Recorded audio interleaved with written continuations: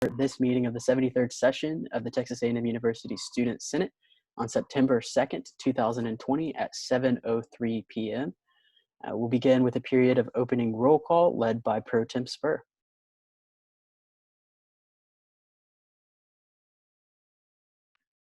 Howdy, y'all. We are going to go ahead and open that opening roll call Google form. If y'all would go ahead and fill that out, y'all will have until 7:10 to fill that out. And that Google form is open. I just double checked, so y'all will have until 7:10 to go ahead and fill that out, and then it will close. We'll give everyone a minute, like Anna said, to go ahead and fill that out before we move on to the next thing as well. I do want to be clear, though, anyone who is a nominee for a university committee does not need to fill that form out. This is only for senators. So if you're here with us today and you're not a senator, we're happy you're here, but you do not need to fill out the roll call form.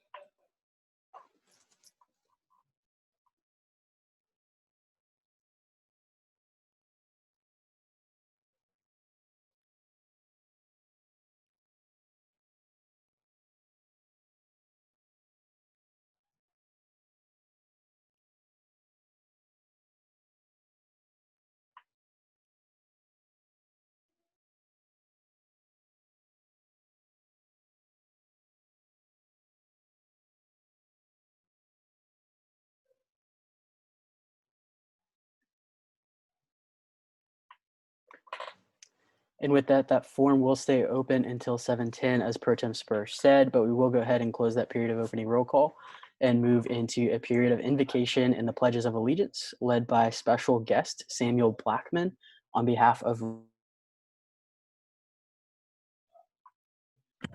Hello there.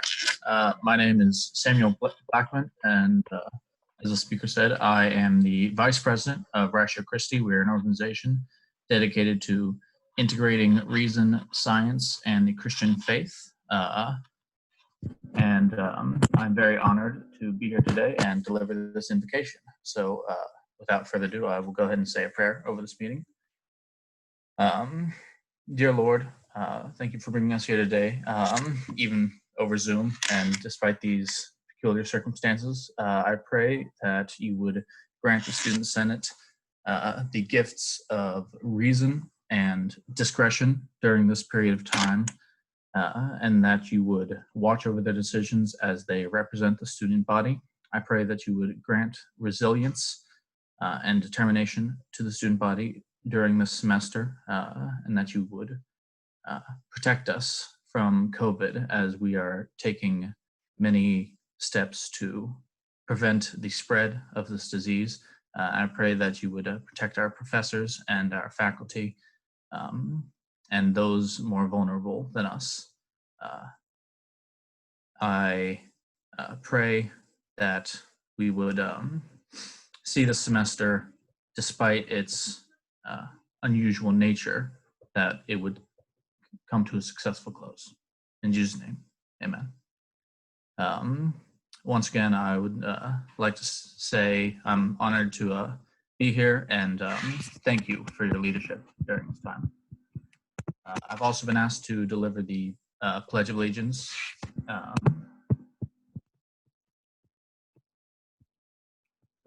And of the Texas state flag. So I will go ahead and leave that. I pledge allegiance to the flag of the United States of America and to the republic for which it stands, one nation, under God, indivisible, with liberty and justice for all. And now for the Texas pledge. Honor the Texas flag. I pledge allegiance to thee, Texas, one state, under God, one and indivisible. Well, Samuel, thank you so much for being with us today. It was a blessing to be able to have you on board for the invocation and pledges of allegiance. With that, we will now end that period of invocation and pledge of allegiance and move into a period of mission statement and the Aggie Honor Code reading read by the longest serving senator, Senator Wood. Howdy, Ags. Thanks for the opportunity. Mission statement for Texas A&M Senate is the Texas A&M University Student Senate represents all students in order to enhance the Texas A&M experience within our university and communities through research, legislation, advocacy, in accordance with the core values of our institution. The Aggie Honor Code states, an Aggie does not lie, cheat, or steal, or tolerate those who do. Thanks and good. Thank you, Senator Wood. We'll now move into a period of the singing of the spirit of Aggieland, led by Pro Tem Spur. Howdy, y'all. Give me just 1 second.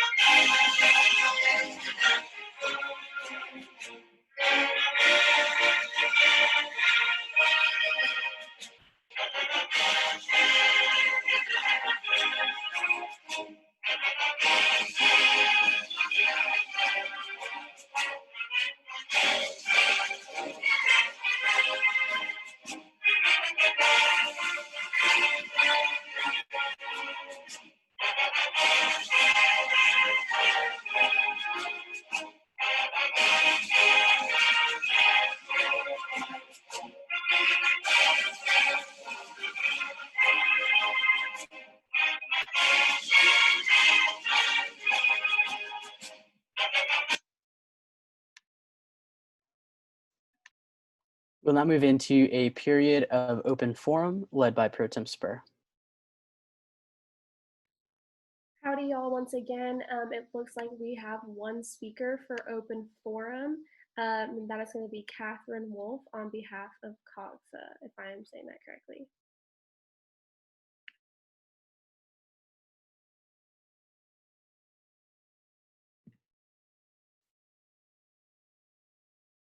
Catherine Wolf, and I am the executive director this year for COSGA. COSGA stands for Conference on Student Government Associations. So our committee is in charge of planning and coordinating a conference that is attended by student government associations from across the nation. It's a great opportunity for those in our committee to connect and build relationships with other students at Texas A&M and to build their network nationwide with those student government representatives in attendance. So with that being said, our applications are currently open. They close tomorrow, 11:59 p.m., plenty of time to apply. We'd love to have you come out for it. If not, we'd love to have y'all attend. It is being held in College Station this year. It is in the spring, March 12th through 14th. I'm going to put the application link in the chat just so that y'all can see that more conveniently and consider coming out. Thank you. Thank you so much, Catherine. If you would also email me that link, we'll make sure that gets emailed out to our senators as well for those of you that are interested in applying. And that does conclude our list of speakers for open forum. And that will conclude our period of open forum, and we will move into a period of the approval of the 7/8/20 meeting minutes. With that, senators, as you know, you can find that in the Senate Drive. We will move by general consent to approve these minutes. Due by general consent, we approve of the 7/8/20 meeting minutes. Are there any objections?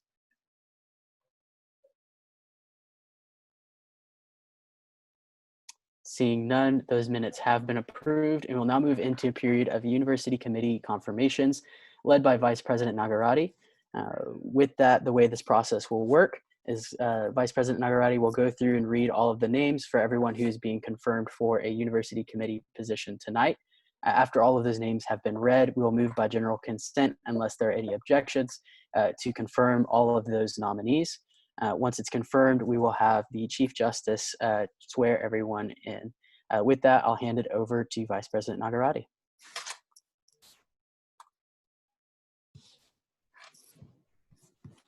Howdy everyone, my name is Nidhi Nagarati. I'm the Vice President of University Committees for this school year. I'm excited to begin our university committee confirmations today. Everyone went through an application process. They were selected based on skills, experiences, and qualifications. I'm confident in everyone's abilities to perform their duties on these committees, and so we'll just go ahead and get started. Like Speaker Mikiu said, I'll just go ahead and read all the names and the committee that they're being confirmed for, and then we'll go into a period of confirmation. So to begin, the Academic Scholarship Selection Committee, Quavius Griswold. Athletic Council, Victor Farrow, Jackson Young. Audiovisual Surveillance Technology Committee, Zach McHugh. Concessions Committee, Gabrielle Barr. Enterprise Information System Steering Committee, Hannah Spur. IT Governance Program, Information Risk Policy and Security Committee, Zachary Griffin. Memorial Student Center Board of Directors, Eric Mendoza.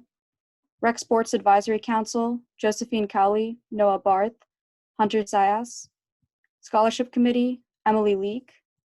Senior Safety Oversight Committee, Abigail Lee. Strategic IT Committee, Eric Mendoza.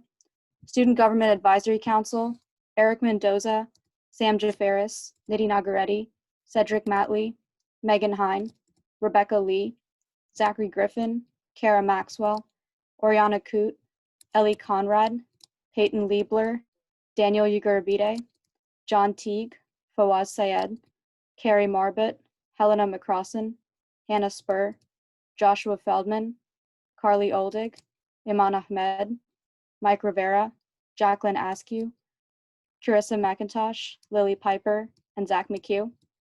Student Health Services Advisory Committee, Sahil Sidwani, Christine Young, Savisachi Dixit, Shinmeng Kui, Caroline Masters, Suhas Babu.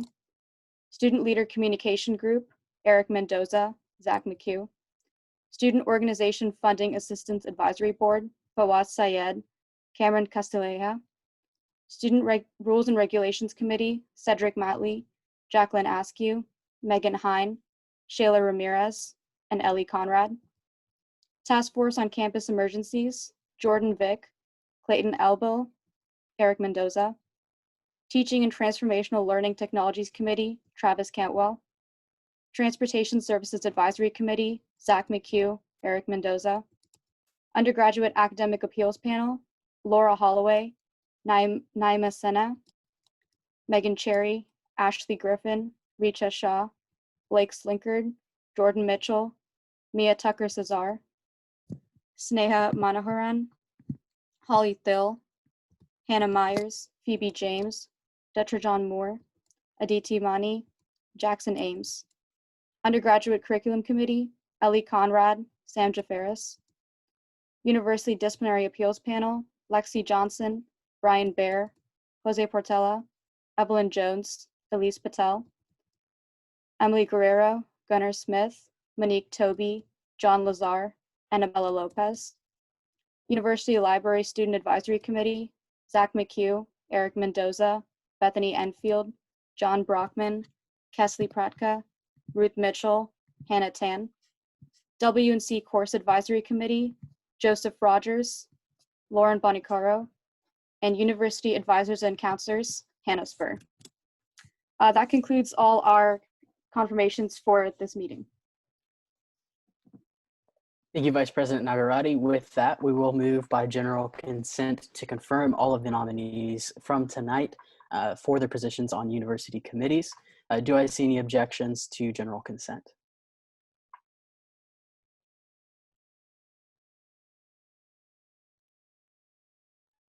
Seeing none, that does pass. Congratulations to all of the nominees who are serving on a committee this year. I know you'll make us all proud, and we're extremely excited to be working with you this year. With that, we will hand it over to Chief Justice McIntosh for swearing in. All right, everyone, raise your right hand and repeat after me. I state your name, do solemnly swear to faithfully execute to the best of my ability the duties of the office of University Committees for the Texas A&M University Student Government Association, to uphold the honor of the same at all times, to protect the welfare of the student body, and to promote good relations between the students and those concerned with the university. Congratulations, everyone. Thank you, Chief Justice McIntosh, and congratulations to all of our new University Committee members. It's fantastic to have you on board. With that, as we proceed through the rest of the meeting, you are welcome to leave if you'd like. You do not have to stay for the rest of the proceedings of Senate. However, we will now close that period of University Committee confirmations and move into a period of new business, beginning with the reading of SB 7302, the Summer Cleaning Omnibus Act. Chair Hein.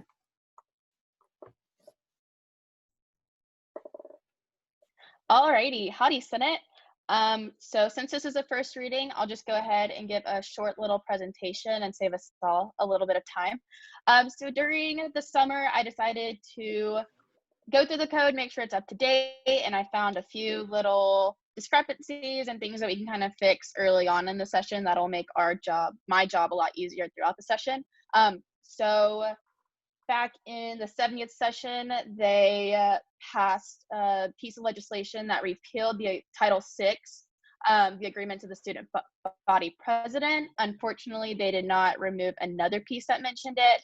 And then we found out that we don't have a definition for an act. So I went ahead and put in therefore let it be enacted to remove that Title VI mention from the code and then add a definition for an act where it's supposed to be instead of having it as a renewed bill, which is just a really confusing version of an act. And then I went ahead and added a little bitty statement to bills to further set a difference between bills and acts. So this will go to my committee, so we'll have a bunch of eyes to look over it before it actually is enacted. And if anyone wants to join us, I will be putting out the date and time for my committee meeting during my committee report. And I'm open for questions. Oh, okay. Let me read through it. Sorry about that. So, whereas one, there are many inconsistencies within the SGA code, and we should strive to keep the code up to date and cohesive as possible. Whereas two, Title VI titled the agreements of the student body president are no longer exist as it was repealed by SB 70-29. And whereas three, the differences between a bill and an act are not clearly stated in the code. And whereas four, renewed bills have not been utilized in the Senate body in recent sessions. And whereas five, there is no formal definition distinguishing an act from a bill. Therefore, let it be enacted. One, let me see.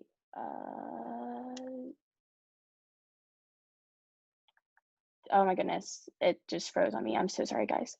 This part of the code be removed from the code, which is this mention of Title VI. Therefore, let it be enacted to Title III, Chapter 1, Article 6. I'll spare you all the details. Be amended to read as the following. Bills, it's the definition of the bills, and then bills will only be enacted and enforced in which the session it was passed, and therefore let it be further enacted. The Title III, Chapter 1, it's the same section. Remove the definition of renewed bills, and then an act. An act is similar to a standard bill, except the action implemented will be permanent until it is repealed or removed by another act or bill. Acts may only be written to alter the SGA code. An act's first reading shall consist of a presentation and a period of questions and answer only, with no debate. After the first reading, the act will be sent to the committee in which the speaker deems most appropriate. Each bill must pass through this committee process before being brought to the floor for a second reading, unless a motion to take the bill from committee to the floor as outlined in Article 7, Section 2 is approved by a 2/3 majority of the Senate. All changes made between the first and second reading of a bill must be highlighted on the document when it is sent out to the senators and when it is brought to the floor for the second reading. During an act second reading, the bill authors must read the bill in its entirety and also accentuate to the body the changes made in his or her presentation since the first reading. An act may only be voted on after its second reading. The marking signified changes will be removed once the bill is passed or failed for archiving purposes. And then let it be further enacted for a copy of this bill be sent to yours truly, Megan Hein, Rules and Regulations Chair. So now I'm open for questions. Sorry about that, guys. The speaker is open for questions. Are there any questions for Chair Hein at this time?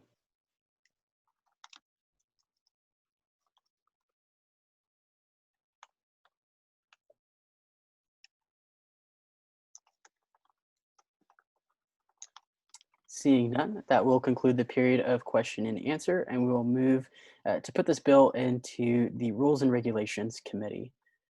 With that, we'll now move into a period of reading of SR 7311, the Recognition of the United States of America's Independence Resolution. Senator Wood, I believe you're the author.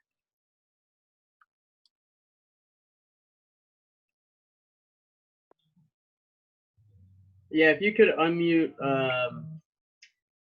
Blake as well, I'll be reading part of it. But I'm going to go ahead and start.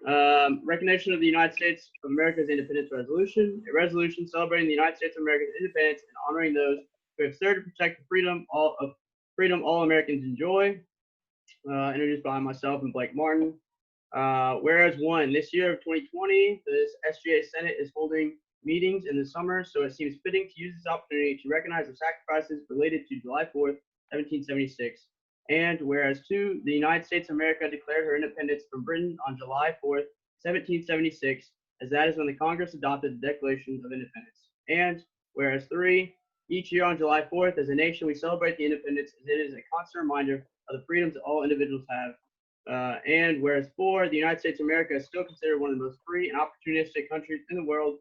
And whereas five, countless numbers of men and women have given their lives to protect and uphold this freedom, that all may experience the land of the free and the home of the brave. Therefore, let it be resolved, one, the Student Senate recognizes that the United States of America is one of the greatest forces for human freedom in history. And let it be further resolved, two, we recognize the value of our founding principles and seek to live up to them in our daily lives as citizens of this great country. And let it be further resolved, three, we shall continue to appreciate the given rights that we have and recognize we are truly blessed to live in such a prosperous country, and it must not be taken for granted. And let it be further resolved, for we are and will be forever indebted to all the men and women who serve in our armed forces to keep us free. And let it further be resolved, five, a copy of this resolution be sent to Dr. Daniel J. Pugh, Sr., Vice President of Student Affairs, Michael K. Young, President of Texas A&M University, and the battalion. Thank you. Open for questions. The speakers are open for questions at this time. Are there any questions for the presenters? As a reminder, if you do have any questions, you can utilize that raise hand tool.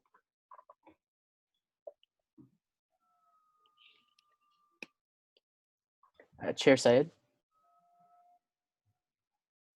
Chair Syed, Engineering Caucus, Student Services Chair. My question is, why is the resolution being sent to President Michael Young? I just felt like it was fitting as a student body to embrace, what's the word? All of our money comes from federal government, and so we're funded by them, and we are Texas land grant. And so I don't want to go chancellor. That's obviously too much, but within A&M, I felt like it was fitting just to show our support. Okay, thank you. Senator Marufo. Senator Marufo, Liberal Arts Caucus. I have a question for the presenters.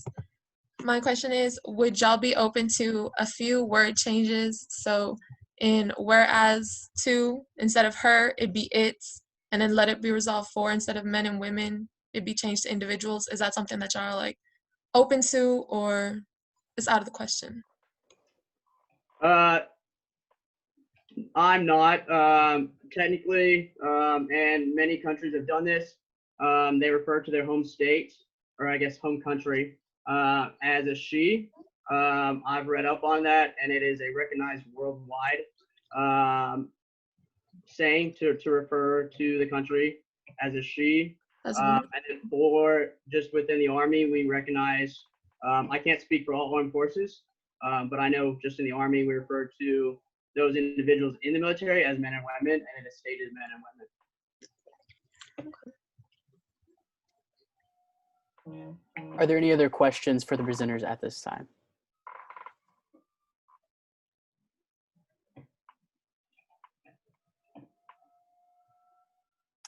Senator Chanco Pizarro. Senator Chinga Pizarro off-campus caucus. In whereas 4, it says the United States of America is still considered one of the most free and opportunistic countries in the world. Do y'all have any sources to back that up? No, I don't have a specific, just because technically it's written in that in multiple sources. So I felt it really wasn't needed to cite one specific.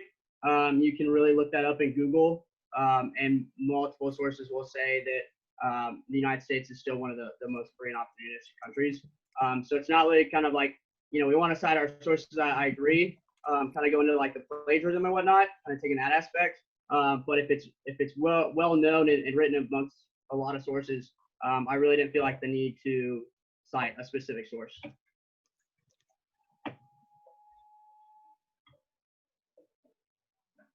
With 2 minutes remaining in Q&A, are there any other questions for the presenters? Chair Syed? Chair Syed, Student Services Engineering Caucus.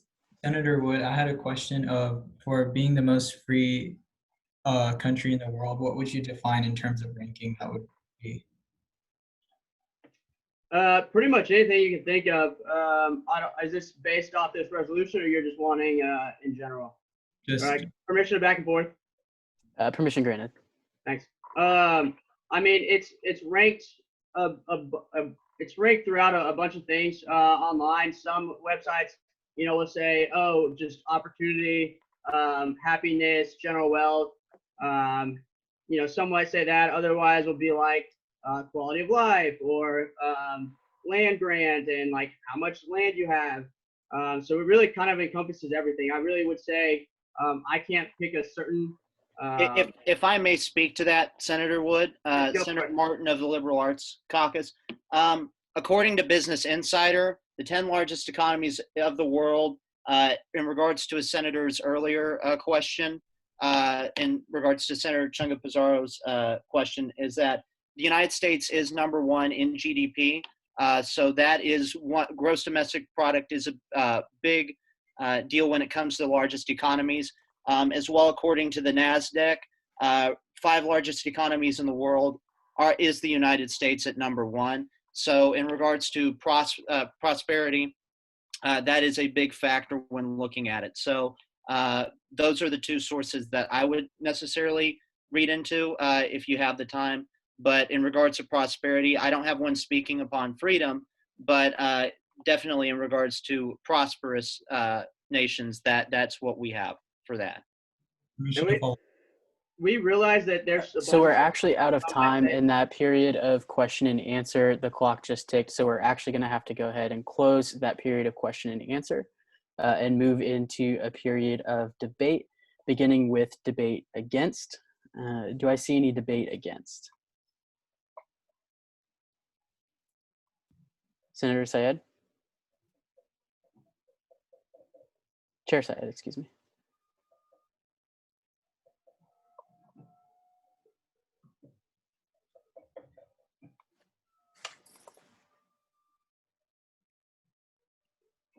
For some reason, it wasn't letting me put my hand down, even though it said raise.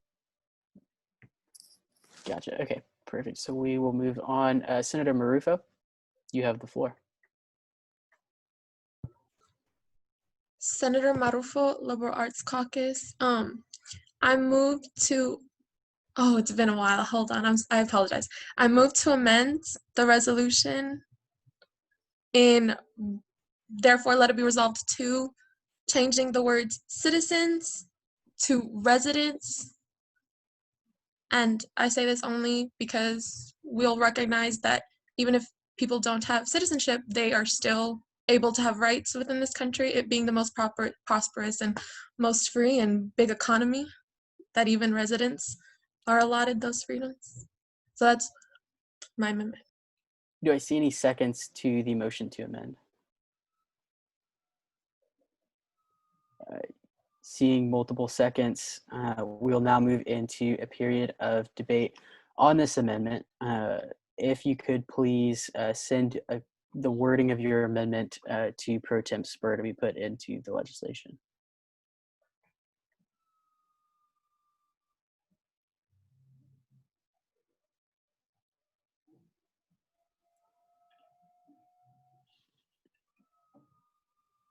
And I do want to recognize Chair Teague with a motion here as well.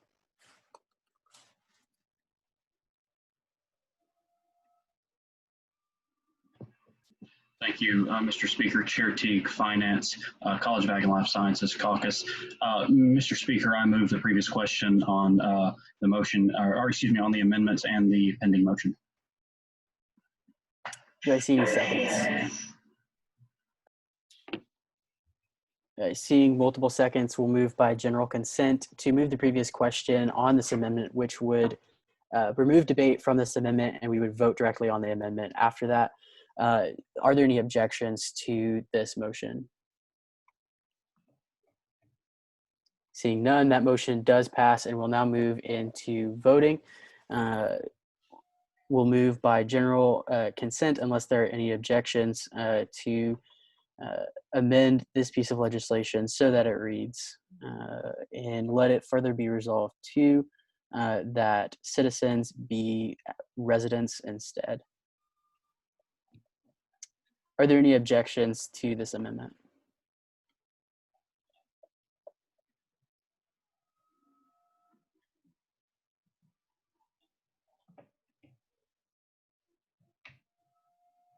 Seeing none, this amendment does pass, and so let it further resolved to, we'll now have the word citizens replaced by the word residents. With that, Senator Marufo, I believe you do still have the floor in debate against. I yield my time to Senator Dang.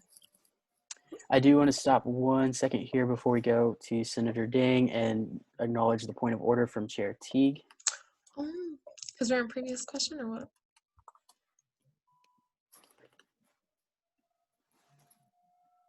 Maybe 1 second. Thank you, Mr. Speaker, Chair Teague, Finance, College of Ag and Life Sciences Caucus. My motion to call the previous question was qualified, so it applies to the motion at hand as well. Gotcha. Chair Hein? He is correct. So since the previous question was moved with qualification, it will apply to the amendment and the motion. Therefore, we will refrain from debate on the motion and move into a vote on the motion. Which motion specifically, excuse me? The resolution. Gotcha. All right. Seeing as the chair is out of order and the previous question was moved on both the motion and the main motion, we'll now move into a period of voting on the resolution itself, led by Pro Tem Spur. Speaker Pro Tem Spur, we're going to go ahead and open that form in just a second here. This is SR 7311. Yes, it seems as if we're going out of order. It's because this was brought up, it's supposed to be brought up in the last session, but was re-brought up in this session, and like not session, but meeting. So it's SR 7311. Brogan just sent that ballot, and y'all have until 7:38 to fill that form out.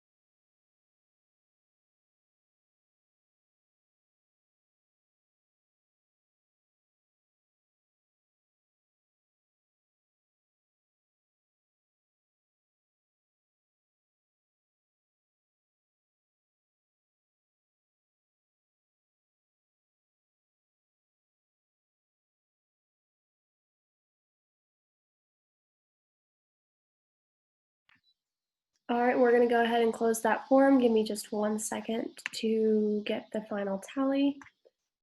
And it looks like with a vote with 33 in favor, 10 an abstention, and 6 against, that does pass. That resolution does pass, and we will move into a period of the reading of SR 7314, the Condemning Anti-Semitism Resolution. Chair Feldman.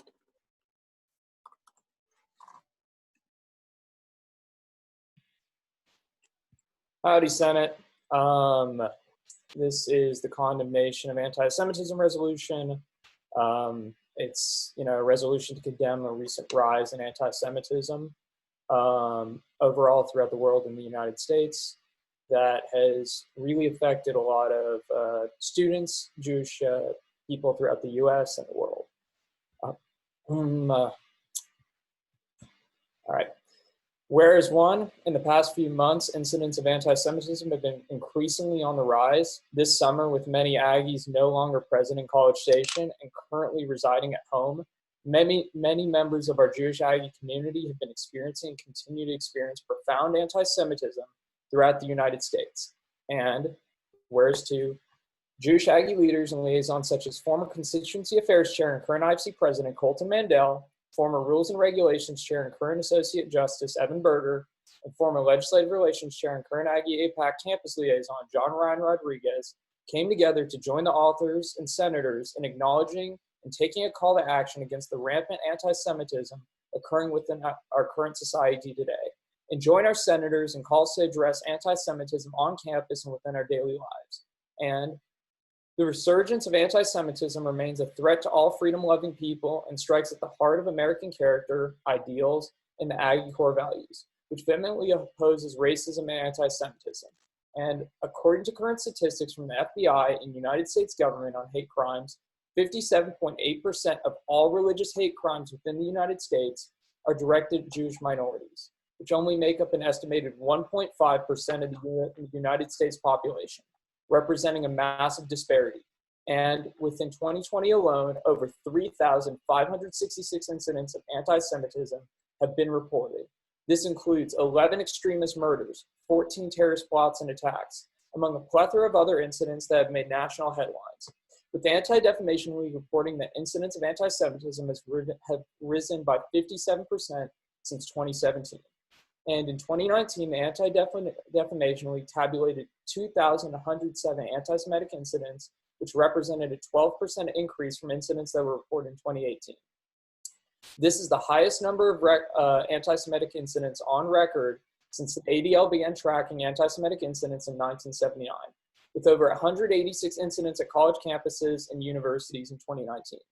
And some major recent examples of these egregious and disgusting acts include the anti-Semitic vandalism at a Holocaust Museum memorial in Nashville, Tennessee in June, the fatal Pittsburgh shooting at the Tree of Life Synagogue, which killed 11 people last year, anti-racism protesters in Paris chanting anti-Semitic language in June, a University of Texas at Austin professor who was recently fired from the university for anti-Semitic tweets that were directly calling for violence against Jews, the string of anti-Semitic murders and attacks in New York last December, New York Mayor Bill de Blasio's anti-Semitic tweet accusing the Jewish minority of spreading COVID in March, calls for Florida State Student Senate President's resignation after making anti-Semitic social media posts, Philadelphia Eagles player Deshaun Jackson quoting Adolf Hitler and known anti-Semite Louis Farrakhan on July 6th, propagating a conspiracy theory that Jews are controlling the world and people of Jewish descent are not actually Jewish. Rapper Ice Cube's anti-Semitic photos, statements, and comments he recently tweeted out, NBA veteran Steven Jackson's anti-Semitic videos, tweets, and comments over the course of the past few days accusing Jews of controlling the world and other people's free will, Nick Cannon stating that Jews control the world and propagate a conspiracy theory that Jewish people are not actually Jewish, a TikTok trend where influencers pretended to be Holocaust survivors, the arson and destruction of a Chabad synagogue in Delaware a week ago. Acts of anti-Semitism have occurred within our Aggie family, including Professor Felipe Castro at Texas A&M University, who has made racist statements towards Jews and other religions, stating Jews, specifically those who reside in Israel, are savages and animals, and in a separate post stated that Israel, while it's implying specifically Jews, will kill us all. Castro posted on Facebook that a majority of Zionists want to continue Hitler's work of genocide. It's implied that pastors, rabbis, and imams are the instigators of racism in America. In addition to this, he made offensive and disgusting statements such as make the last rabbi, eat the last priest, and then hang him with the last entrails of the last imam. Other anti-Semitic incidents include anti-Semitic messages within the West Campus garage tunnel last year, a Jewish senator having anti-Semitic comments directed toward them on multiple occasions, propagating the anti-Semitic conspiracy theory that Jewish people run the world, the relegation of Jewish minority to nothing but a religion, a disregard for the presence of Jewish minorities, and the utilization of common Jewish stereotypes. Jewish students having their mezuzahs ripped off their doors, and numerous other reported acts of anti-Semitism throughout campus. And one must only look at any of the articles of information provided within this resolution to find open anti-Semitism, whether it be within the comments, on social media, in person, or direct and indirect forms. It is self-evident that anti-Semitism is on the rise and becoming more commonplace of a belief system both in the United States and abroad. The United States government defines anti-Semitism as anti-Semitism is a certain perception of Jews which may be expressed as hatred towards Jews. Rhetorical and physical manifestations of anti-Semitism are directed towards Jewish or non-Jewish individuals and or their property, towards Jewish community institutions and religious facilities. Manifestations might include the targeting of the State of Israel, conceived as a Jewish collectivity. However, criticism of Israel is similar to that leveled against any other country cannot be regarded as anti-Semitic. Anti-Semitism frequently charges Jews with conspiring to harm humanity, is often used to blame Jews for why things go wrong. It is expressed in speech, writing, visual forms, and action. It employs sinister stereotypes and negative character traits. Contemporary examples of anti-Semitism in public life, the media, schools, the workplace, and in the religious sphere could take into account the overall context, include but are not limited to calling for, aiding, or justifying the killing of harming Jews in the name of radical ideology or extremist view of religion, making mendacious, dehumanizing, demonizing, or stereotypical allegations about Jews, or such of the power of Jewish collective, such as especially but not exclusively the myth about a world Jewish conspiracy of the Jews controlling the media, economy, or government, or other societal institutions. Accusing Jews as a people of being responsible for real or imagined wrongdoing committed by a single Jewish person or group, or even acts committed by non-Jews. Denying the fact, scope, mechanisms, gas chambers, or intentionality of the genocide of the Jewish people at the hands of the nationalist, socialist Germany and its supporters and accomplices during World War II, the Holocaust. Accusing the Jews as a people or Israel as a state of inventing or exaggerating the Holocaust, accusing Jewish citizens of being more loyal to Israel or to alleged priorities of Jews worldwide than interests of their own nations, denying the Jewish people their right to self-determination by claiming the existence of a state of Israel as racist endeavor, applying double standards by requiring of it behavior not expected or demanded of other democratic nation, using symbols and images associated with classic anti-Semitism, claims of Jews killing Jesus or blood labile, to criticize Israel or Israelis, drawing comparisons of contemporary Israeli policies to that of Nazis, holding Jews collectively responsible for actions of the state of Israel. Anti-Semitic acts are criminal when they are defined by law, for example, denial of Holocaust, distribution of anti-Semitic materials in some countries. Criminal acts are anti-Semitic when the targets of attacks, whether they are people or property, such as buildings, schools, or places of worship, and cemeteries, are selected because they are perceived to be Jewish or linked to Jews. Anti-Semitic discrimination is the denial to Jews of opportunities or services available to others and is illegal in many countries. The Texas A&M Student Senate adopts this definition of anti-Semitism as stated above from the United States Department of State and vows to maintain that all Jewish students at Texas A&M are welcome to an open and safe environment that is free from racism and anti-Semitism. Therefore, let it be resolved to the Texas A&M Student Senate condemns any act of anti-Semitism and stands for their Jewish Aggie brothers and sisters in defiance of this hate. And we are justifiably angered that anti-Semitism is increasing drastically worldwide and would implore that education based on rising anti-Semitism be incorporated into diversity training through education of the definition of anti-Semitism, education on the Holocaust, and highlighting the overwhelming amount of disproportionate hate such a small percentage of the United States population receives.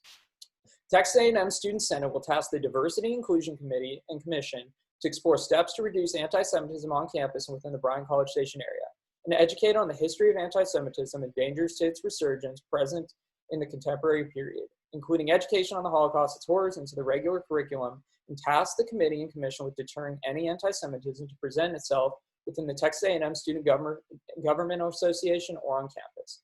We maintain the expectation that all Aggies must treat each other with one another with decency, uphold the Aggie core values, and hold one another accountable for their actions.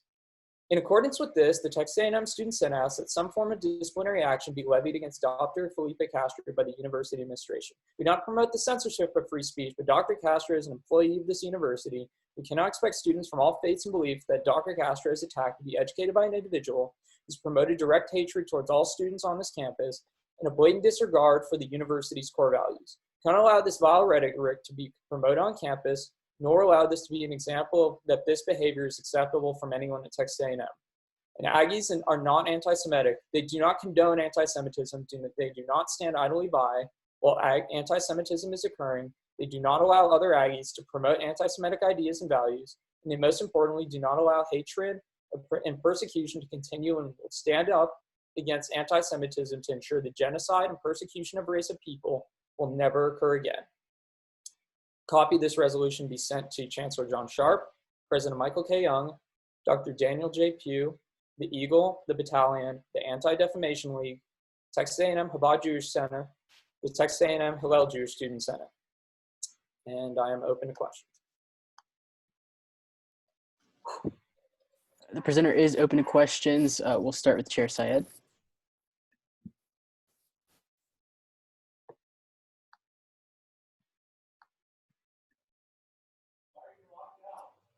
Student Services. And let it be further resolved for when you say we'll task the Diversity and Inclusion Commission, are you referring to the President's Commission? If so, would you be okay with renaming it to its proper name, Commission of Diversity, Equity, and Inclusion? This resolution was being drafted before this, the President's University Diversity Commission. I was actually referring to the SGA Diversity Commission and Committee. Okay. Chair Oldag. Chair Oldag, Community Relations. I was unaware of Dr. Castro's comments specifically that he made. Since we are calling that he be held accountable for what he said, was there like a link or like a reference to like some kind of like article or like proof about that, if that makes sense? I just want to make sure that we have like liable I'm like unfamiliar with like that situation, just making sure that it's like referenced and everything, since we are in our let it be resolved asking for that he be held accountable, if that makes sense. Yep. So to preface, every single statement made here is actually backed up by sources within the resolution. So everything is cited and sourced. And actually that statement in Let It Be Resolved 6, I am planning on amending that to remove it, because I would hate for someone to not vote in favor of this resolution, as it would look bad optics-wise to vote against it, if they aren't comfortable with calling for that for our university administration. Okay, thank you. Chair Ahmed. Chair Ahmed, Diversity and Inclusion, Off-Campus Caucus. So this is a question for Josh, alongside probably Megan and Zach. But so with that being said, based off of Fawaz's question, is this task still being sent to my committee?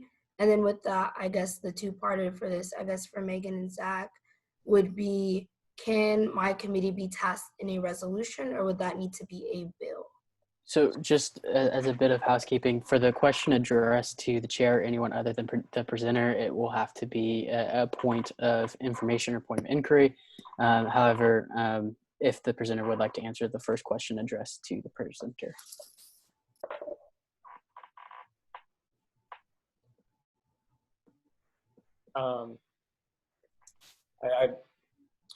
Can you please restate it? I apologize. So I was just saying, based off of Fawaz's question, so this is still being sent to my committee, like just to clarify. That commission and the diversity commission. Yep, that would be the hope that, there's some form of diversity training, whether it's, incorporated into the usual Senate diversity training, just to keep it constant to combat that anti-Semitic rhetoric. Thank you. Chair Syed.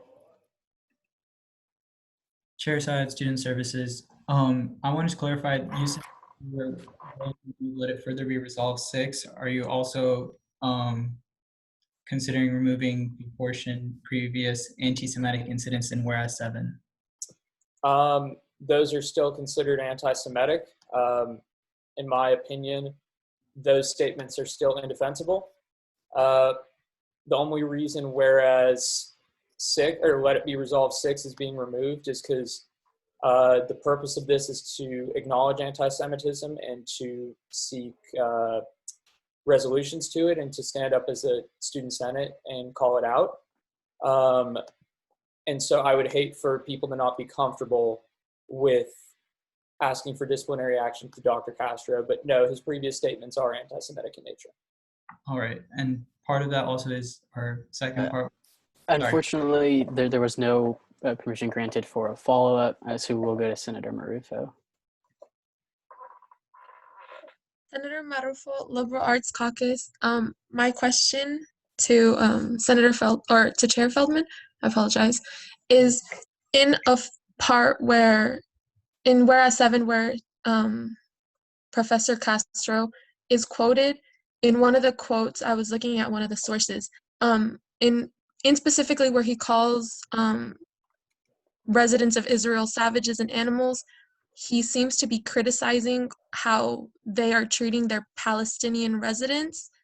So I was just wondering if, as Senate, if we agree with this statement, that if it might cause people who are from Palestine or pro-Palestinian people to think that criticizing Israel is also anti-Semitic. Senator Marufo, if I may answer this on behalf of Senator Feldman. And as the Feldman. time is over, if you would answer, please, in 1 to 2 sentences.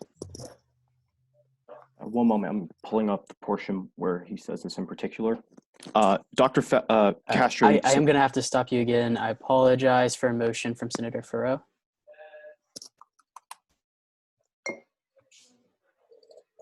Senator Farrow, Engineering Caucus, sorry. I move to extend the period of question and answer for 2 minutes. May I continue, Mr. Speaker? Seeing multiple seconds, we'll go ahead. And I do want to refer to Chair Hein, just to make sure we're doing everything right here. I know some of the parliamentary procedure was addressed during Development Day. What is the correct procedure for this, Chair Hein? Yeah, so when he typed motion into the chat, we were in the process of moving into the next period, and he did not interrupt the speaker, but we were still in the period of question and answer, so it is in order. Fantastic. May I respond? After we go ahead and vote on the motion itself, so seeing multiple seconds, we'll move by general consent to extend the period of question and answer by 2 minutes. Do I see any objections? Seeing none, that period of question and answer has been extended. Back to the presenters. Mr. Speaker, may I respond? Yes. Thank you. Senator Marufo, he uses the phrase, they ought to ask their grandparents how it felt to be persecuted. Can you explain to me how he's referring to anyone else other than Jews? And let me make one more caveat, ma'am. I've had in-depth foreign policy debates with lots of people. One of my very good friends and I have very different views in the situation. His family immigrated to the United States from Pakistan. He and I are best friends to this day. We have very heated conversations. Never has he asked me how did it feel for our grandparents to be persecuted. Senator Marufo, Dr. Castro's rhetoric is indefensible, disgusting, and vile, and I strongly encourage someone to stand up against it. Thank you. Permission to back and forth? We can't hear you, babe. To have a follow-up question or to back and forth? Follow-up question. Granted. Okay, my follow-up question would be, then could we quote that instance? Because I completely agree with you there in that instance before that quote, but in the parts in the second, you know what? But maybe adding context to those quotes. Would you be okay with adding that? If I may, that quote is actually cited within the citations. Mm-hmm. So every single statement we make within this resolution is backed up through citations. Yeah. Thank you. Senator Hernandez.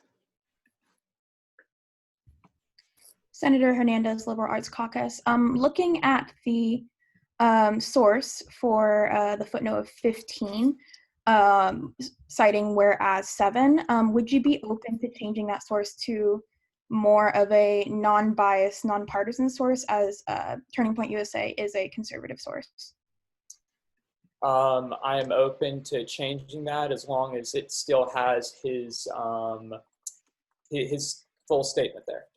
As long as that was just an article with all of his statements compiled into one place, so it made upkeeping very easy. But if so there with that, that is the extension of the time. So if you would please finish up your sentence. Yes, if there is another article with the same statements, I'm completely open to having that instead.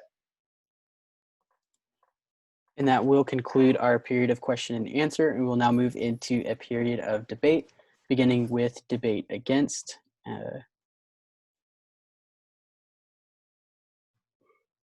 Chair Feldman. Oh, I actually want to stop you real quick here, Chair Feldman, before we go into that debate and recognize the motion from Senator Flores.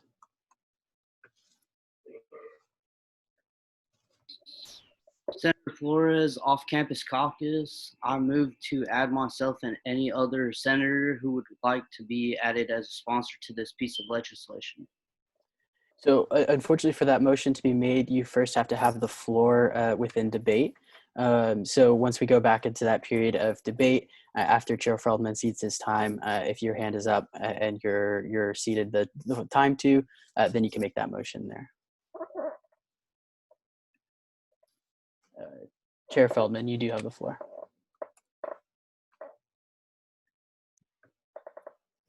Chair Feldman, Legislative Relations. I'm actually going to stop you one more time here. I see a point of inquiry from Chair Ahmed.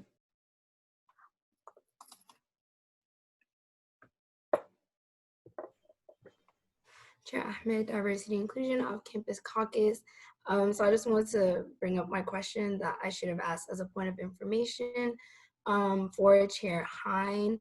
So in whereas, and therefore let it be resolved 4, they do mention that they want to task the Diversity Inclusion Commission and Committee. And so I just wanted to clarify, can we be tasked in a resolution or should this be a bill? And then what alternatives are there? So it can be brought back up as a bill, but the easiest way would be to have it sent to you, the chair of the Diversity and Inclusion Committee, as well as Lake Piper, who is the chair of, or the head of the Diversity Commission. So either one of those works, but the easiest way would to be just amended in the resolution. And Chair Hein, just to clarify there, that would not compel either the committee or the commission to act upon this resolution. It would just suggest that they do, correct? Yes, but if they decide to put a bill up later on, they may, if that makes sense. And Chair Ahmed, does that also answer your point of information? Yes, thank you. All right, Chair Feldman. Howdy, Senate. Chair Feldman, Legislative Relations, Off-Campus Caucus. I have 2 amendments to make. The first amendment would be to whereas 6. Within the past, I was made aware of some major incidents of anti-Semitism within the past week. And Chair Feldman, just for housekeeping, if you would please make the motion to amend. Oh, motion to amend. So I will be adding this. Are there any seconds to the motion to amend?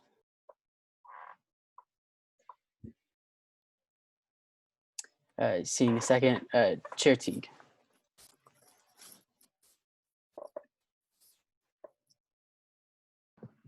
Thank you, Mr. Speaker. Chair Teague, Finance, College of Ag and Life Sciences Caucus. Chair Feldman didn't state what the amendments would be before we move to a vote. Yeah.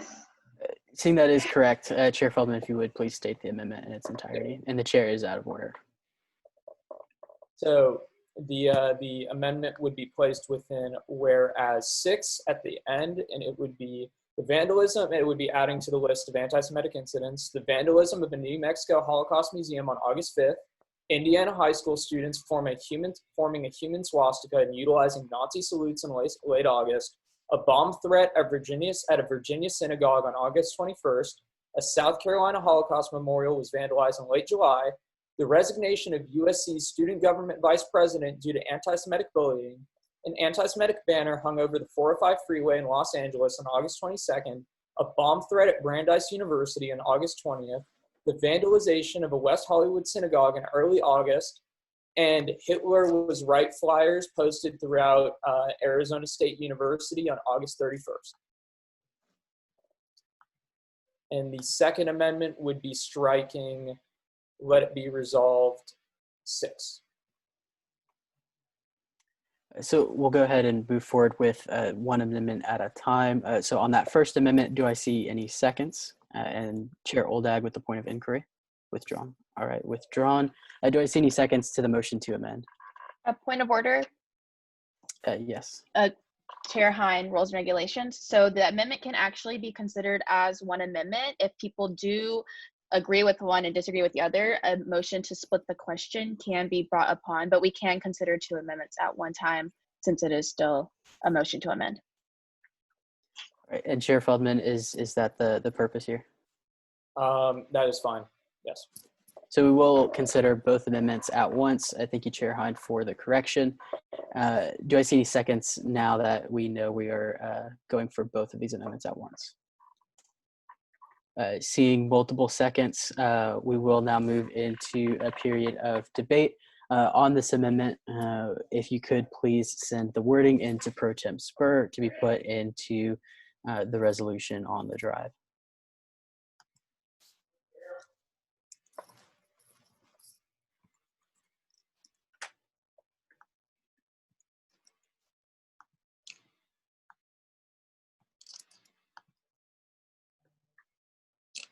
I just sent it out.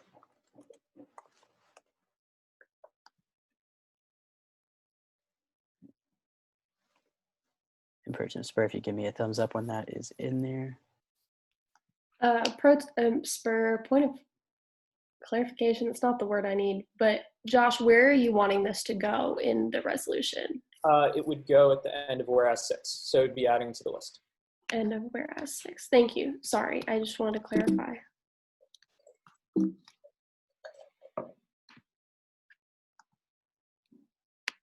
And I also did include the sources in there for citation, I guess, later on. And Chair Feldman, were you wanting this to be a part of whereas 6 or completely separate? Okay.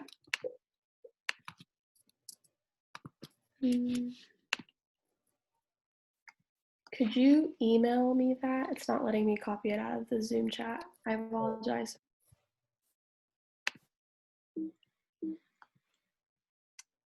Pro Tem Spur, are we able to screen share this resolution? Yes, I was going to suggest that. I'm getting that sent over from Josh, so we're still getting it onto there, but yes, I'm going to go ahead and screen share because it makes it a lot easier for everyone.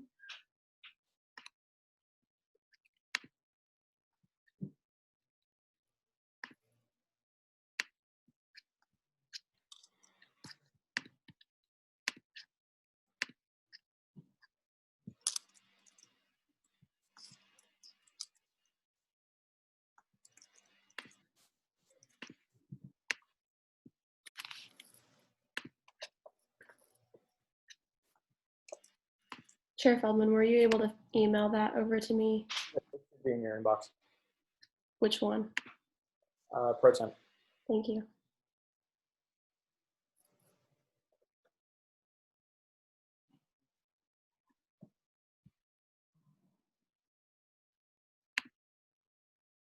Not yet. I apologize, y'all. Chair Feldman, do you want to go ahead and just copy and paste it into the document yourself? That works for me. Thank you all for being patient. And as you're doing that, if you want to keep the amendment that is going to be added highlighted just for the time being until it's actually passed.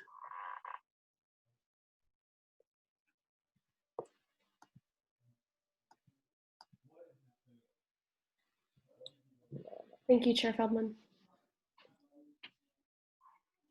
So we will now move forward with debate, beginning with debate against this amendment to add the following portions to whereas 6, as well as strike out, therefore let it be enacted 6.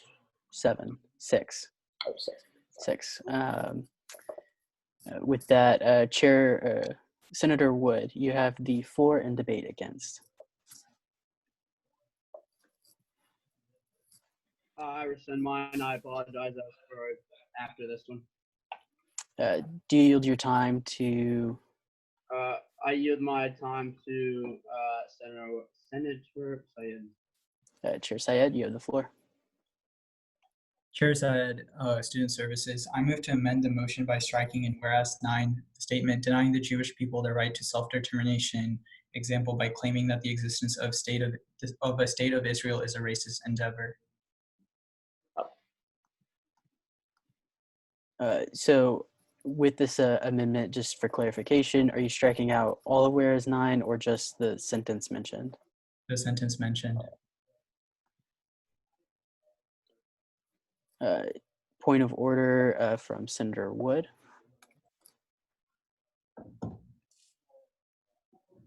This might be more of an inquiry. Are we not debating on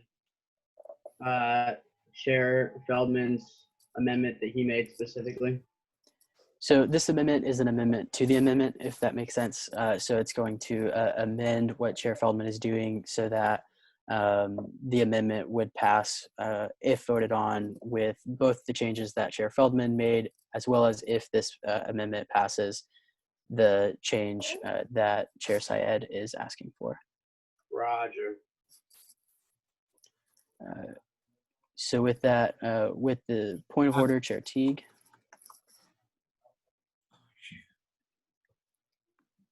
Thank you, Mr. Speaker. Chair Teague, Finance, College of Ag and Life Sciences Caucus. Senator Wood is correct. The only debate that is germane to the current motion on the floor would be any of the amended portions. Any other debate on any other portion of this document would be out of order. Chair Hine. So Chair Teague is correct, but seeing as Chair Syed just withdrew his amendment before a second, no vote has to be taken for him to withdraw it, and then the points of order just kind of go away. All right, so with that, Chair Syed, you do hold the floor in debate against.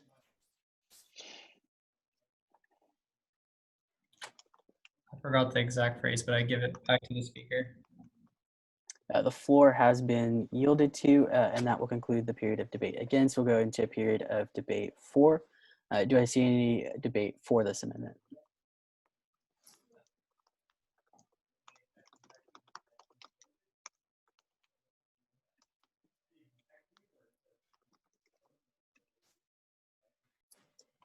Seeing as there is no debate for, that will conclude the period of debate. We'll move back into a period of debate against. Do I see any debate against this amendment?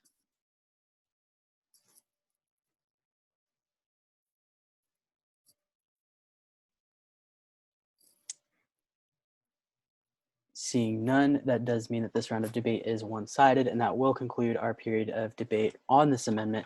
And we will move into a period of voting. So to vote on this amendment, we will vote by the raising of hands. We are voting on the amendment to change whereas 6 so that the portion is added as reads. The vandalism of a New Mexico Holocaust Museum on August 5th, Indiana high school students forming a human swastika and utilizing Nazi salutes in late August, a bomb threat at a Virginia synagogue on August 21st. A South Carolina Holocaust memorial was vandalized in late July. the resignation of USC's student government vice president due to anti-Semitic bullying, an anti-Semitic banner hung over the 405 freeway in Los Angeles on August 22nd, a bomb threat at Brandeis University on August 20th, the vandalization of a West Hollywood synagogue in early August, and Hitler was right flyers posted throughout Arizona State University on August 31st, and as well as the citations for those points. With that, we'll begin with a vote. All those in favor of this amendment and attaching it to this piece of legislation, please raise your hand.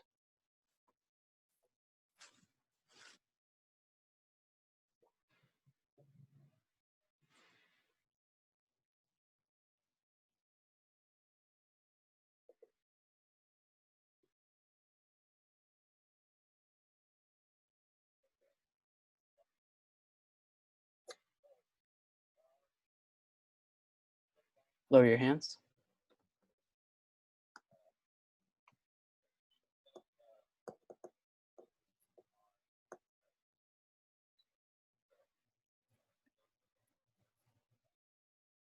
All those against?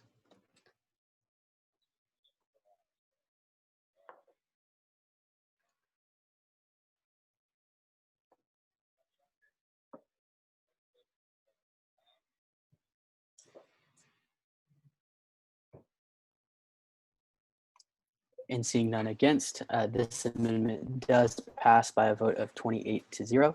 We will now resume with debate on the resolution as a whole. Chair Feldman, you do still hold the floor and debate against. I yield my time to the floor. The floor has been yielded to. We'll now move into a period of debate for. Do I see any debate for this legislation?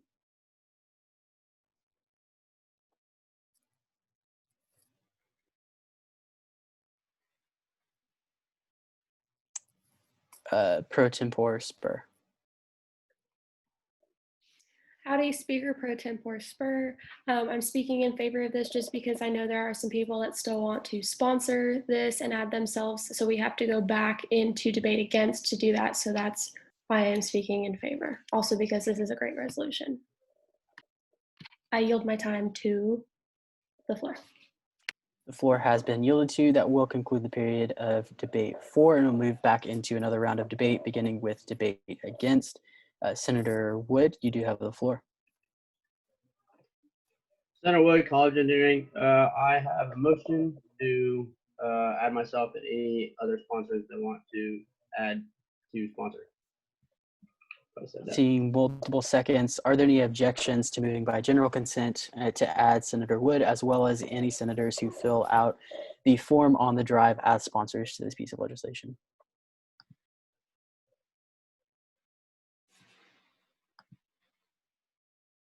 Seeing no objections, that amendment does pass. Senator Wood's name, as well as any senators who fill out the form on the drive, will be added to this piece of legislation. With that, Senator Wood, you do still have the floor and debate against. I yield my time to Senator Syed, or Chair Syed. Chair Syed. Chair Syed, Student Services. I move to amend the motion by striking in whereas 9 the statement denying the Jewish people their right to self-determination, example by claiming that the existence of a state of Israel is a racist endeavor.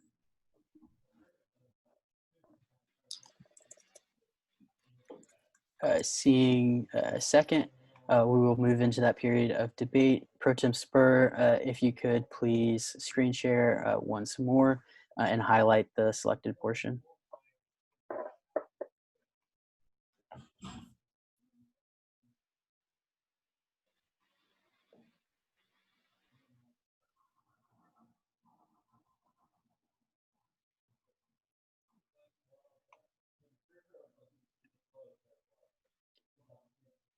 And Chair Syed, is that the full piece for striking? Right. We'll now move into that period of debate, beginning with debate against.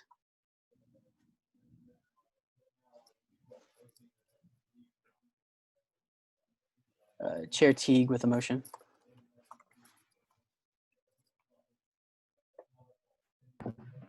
Thank you, Mr. Speaker. Chair Teague, Finance, College of Ag and Life Sciences Caucus. Mr. Speaker, I move the previous question on the amendment. Are there any seconds to the Point of previous order. question? Yes, Chair Hine. So since we're in the period of debate for Chair Feldman to speak against the amendment, the previous question cannot interrupt a speaker. Therefore, that amendment or that motion is out of order.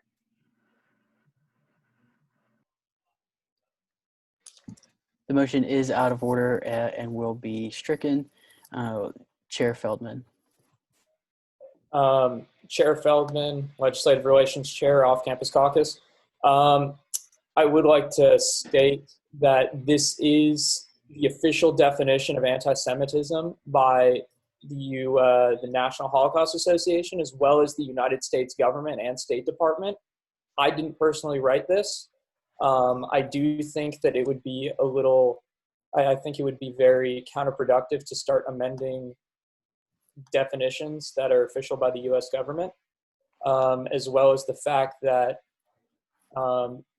this isn't, as well as the fact that this statement, I don't think, I personally don't believe why it would be considered controversial, as the State of Israel is a country.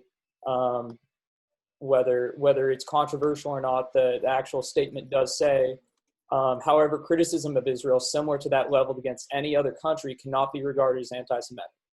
I am going to go ahead and have to cut you off, as that is the time for the period of debate against. We will move into a period of debate for. Do I see any debate for?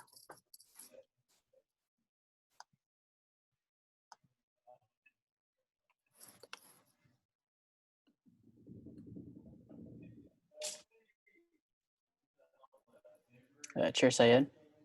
Chair Syed, Student Services. While I was for the amendment because it mentioned in the resolution that it was the definition by the United States government, which we can see as politically motivated. If it was done by the National Holocaust, sorry, the name slipped me, then while I'm for it for the US government, I do want to withdraw. Withdraw the amendment.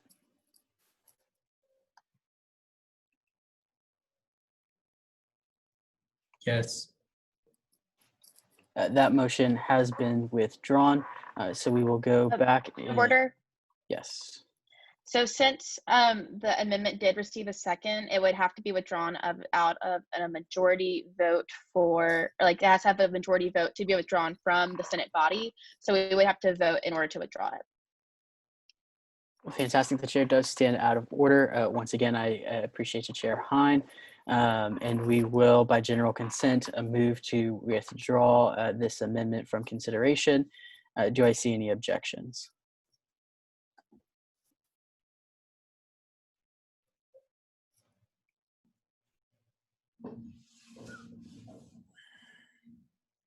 Seeing none, that does pass, and this amendment will be withdrawn from the piece of legislation.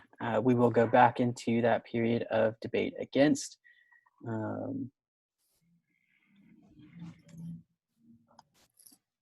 Chair Syed, you do still have the floor. Chair Syed, Student Services. I also move to amend the motion by striking in whereas 7 preceding anti-Semitic incidents.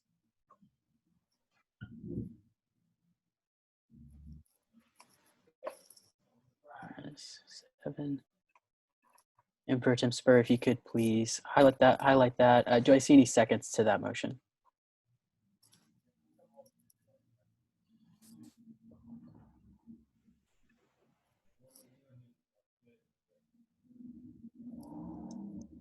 Seeing no seconds, unfortunately, that motion does fail. And we will continue. Chair Syed, you do still have the floor.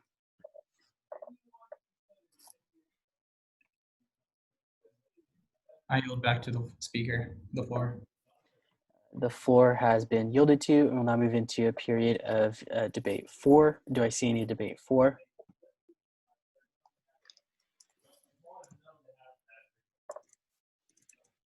Chair Teague.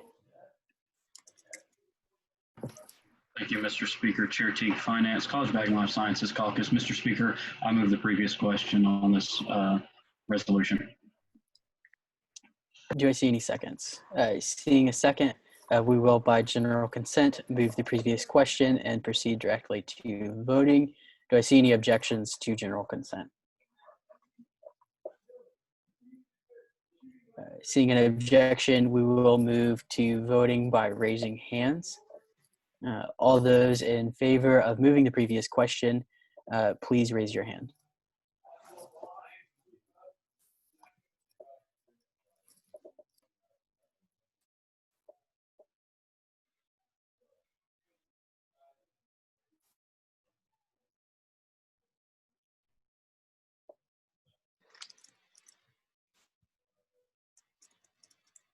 Lower your hands.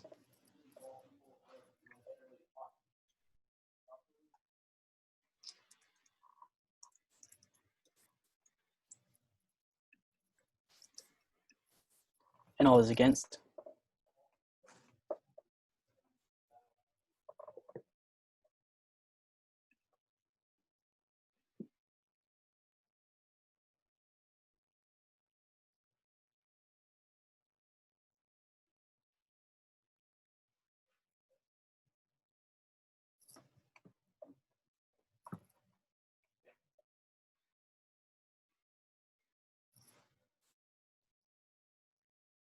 And Chair Hyde, just to make sure we do this correctly, is the previous question requiring 2/3 or majority vote? A previous question requires a two-thirds vote.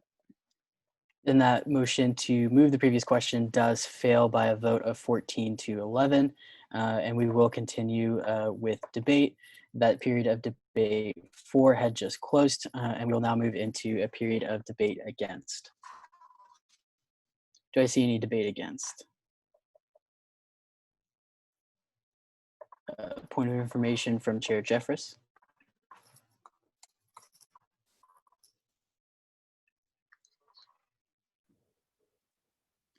Tim Jeffers, Academic Affairs. On the resolution, whereas 6 is still listed on the drive, did that get removed with the motion to amend the resolution or not? So whereas 6, or therefore let it be resolved 6? Resolved, sorry. Therefore let it be resolved 6 should be removed by the amendment that was passed. If Ops would please take care of that. Thank you. For Tim Spur, sorry, there's a lot going on with the screen sharing. So it's removed now. Well, fantastic. And so then we will continue with that debate against. Chair Ahmed, you do have the floor. I have an amendment. Oh, go ahead. Okay. So for let it therefore be resolved 4, I would like to change the verbiage so it says Texas A&M Student Senate encourages the Diversity and Inclusion Committee. I'm going to have to stop you real quick. Chair Teague does have a point of order. Thank you, Mr. Speaker. Chair Teague, Finance, College of Ag and Life Sciences Caucus. Chair Ahmed did not state her name and title. Seeing as that is correct, Chair Ahmed, if you would please state your name and title. Chair Ahmed, Diversity and Inclusion Chair, Off-Campus Caucus. May I proceed with my amendment? Go ahead. So for therefore let it be resolved 4, I would like to change it so it says Texas A&M Student Senate encourages the Diversity and Inclusion Committee and the Diversity Commission, and then we can leave the rest of it. And then following where it says it tours into its regular curriculum, I would like to strike the remainder of that as we can't be tasked in a resolution. And then having Iman Ahmed, Diversity and Inclusion Chair, and Lily Piper, Diversity Commissioner, added in therefore let it be resolved 8, where a copy of this resolution be sent to.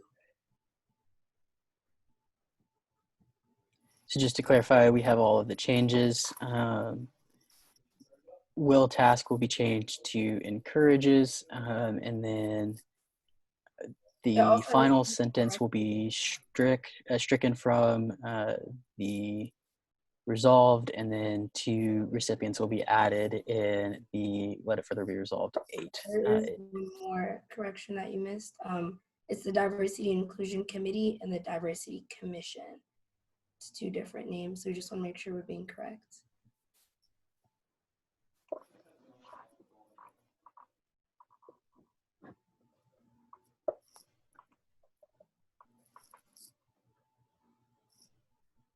Pro Tem Spur with the point of information. Speaker Pro Tem Spur, I want to clarify, I know this was discussed earlier, like splitting these amendments, because these are 3 different things. So like instead of like lumping them together as all one amendment, is there a way we can split those into 3 separate votes? It's more for Chair Hein. Chair Hein. Yeah, so in order to do that, someone would have to make the motion to divide the question. And that can be made during a period of debate against for the amendments. And I do want to recognize, all right, that was withdrawn. I believe we're almost set on the changes here. All right. Do I see any seconds to the amendment proposed by Chair Ahmed? Seeing multiple seconds, we will move into a period of debate, beginning with debate against. Do I see any debate against this amendment?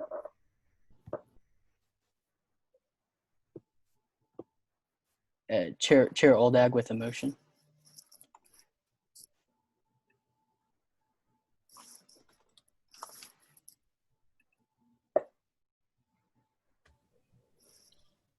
Chair Oldag, Community Relations, I move to split the question. Is that the right phrasing, Chair Hein? I do believe that's the correct phasing. However, I believe, according to Chair Hein, you do have to hold the floor within debate against in order to make that motion. Is that correct, Chair Hein? Yes, and that wording is close enough. Chair Ahmed, you do have the floor in debate against.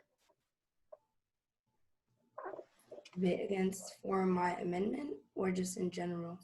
Because Yes, was your hand unintentionally up? Oh, I apologize. It's still up. Chair Teague, you do have the floor.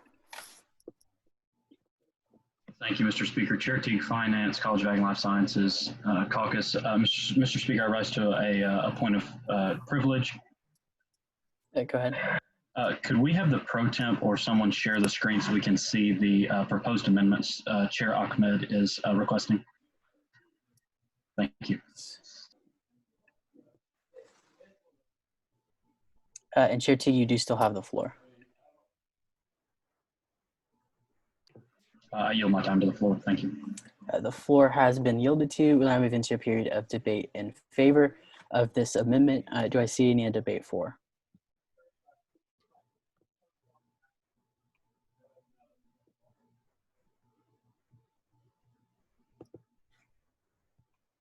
Chair Ahmed. Chair Ahmed, Diversity Inclusion, on Off-Campus Caucus. I just want to debate for this, just to let y'all know I'm only doing this to make sure that we're being correct in our resolutions and so that Senator Feldman and other senators do not have to put up a bill later on.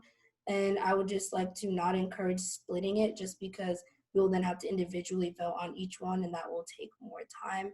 So I would suggest you guys all vote. I would encourage everyone to vote for it as is just so that we can save time. I yield my time to the floor. Floor has been yielded to, and we will return to a period of debate against. Do I see any debate against? Pro Tem Spur. Speaker Pro Tem Spur, sorry, I can't raise my hand. I move to split the motion into separate portions to be voted on separately. Are there any seconds to the motion?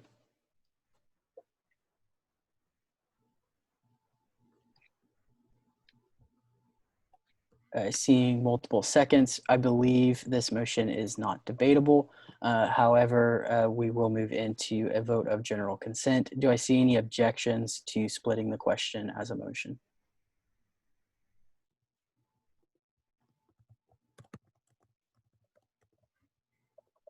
Seeing an objection, we will move to voting by raising of hands.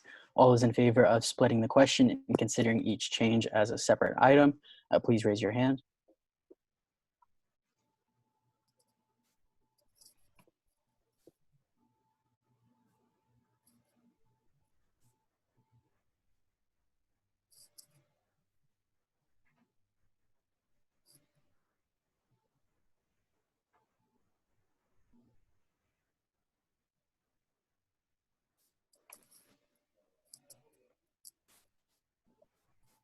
Lower your hands.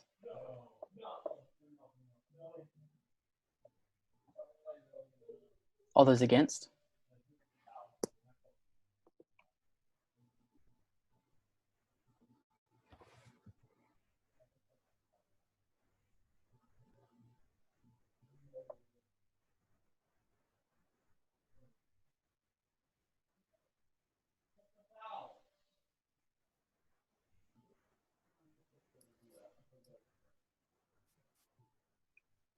Lower your hands. By a vote of 10 to 19, that motion does fail, and we will continue with debate, going back into the period of debate 4. I believe we were in a period of debate against. Pro Tem Spur, you do have the floor in debate against. I yield my time to the floor. The floor has been yielded to you, and we'll move into a period of debate 4. Do I see any debate 4?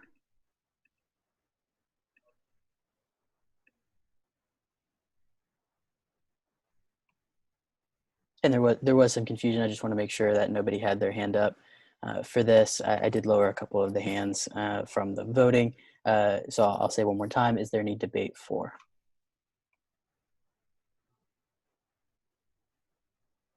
Seeing none, debate has become one-sided, and that will conclude our period of debate on this amendment, and we will move into a vote by the raising of hands. So all those in favor of the amendment, which would change 3 parts of let it be further resolved 4, to change will task to encourages, to correct the names of the Diversity and Inclusion Commission and Committee, to strike the final sentence of that clause and tasks the committees within commission with deterring any anti-Semitism to present itself within the Texas A&M Student Government Association or on campus, and then also to add 2 recipients of this piece of legislation to let it further be resolved 8. All those in favor, please raise your hand.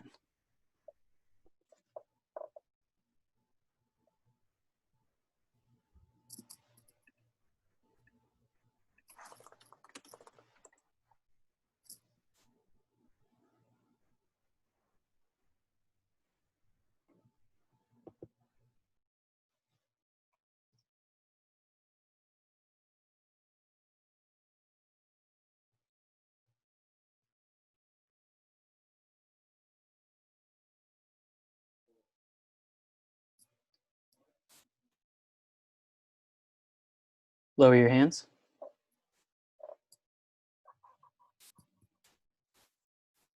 All those against?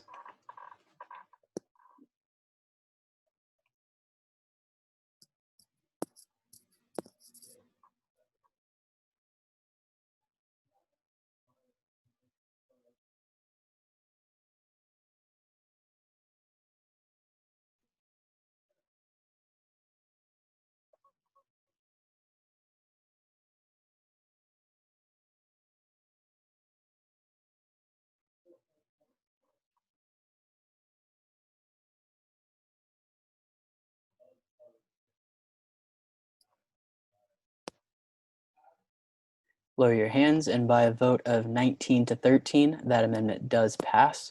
Pro Tem Spur, if you would please change the resolution so that it does reflect such.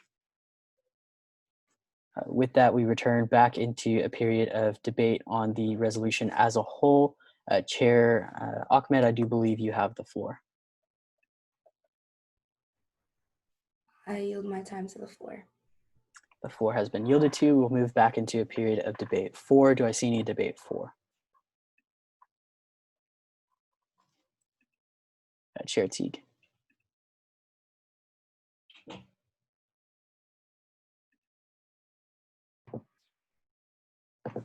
Thank you, Mr. Speaker. Chair Teague, Finance, College of Ag and Life Sciences Caucus.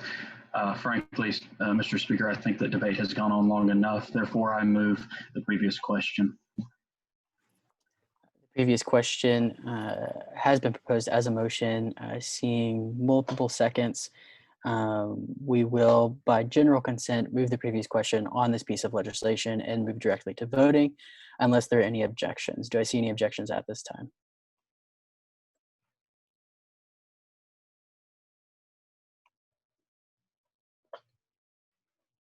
Seeing no objections, the previous question has been moved on this piece of legislation. SR 7314, the condemnation of anti-Semitism resolution. We will move into a period of voting led by Pro Tem Spur. Howdy, y'all. That Google form should be open in just a second here, and y'all will be able to go and vote.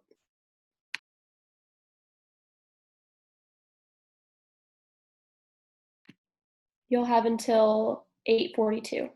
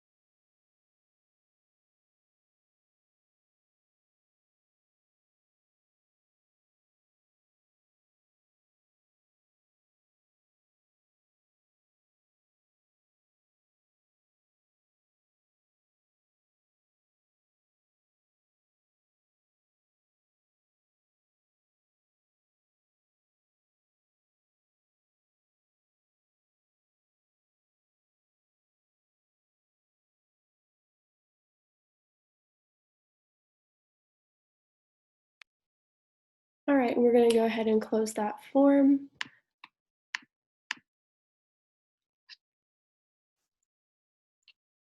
And with a total of 48 and 3 in abstention, that does pass. 48 in favor, excuse me.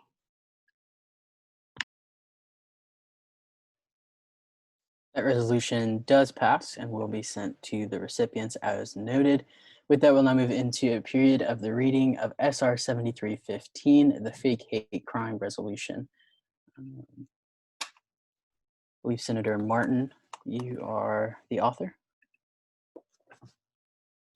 No, the author is technically Senator Allen, but I was a sponsor of the bill.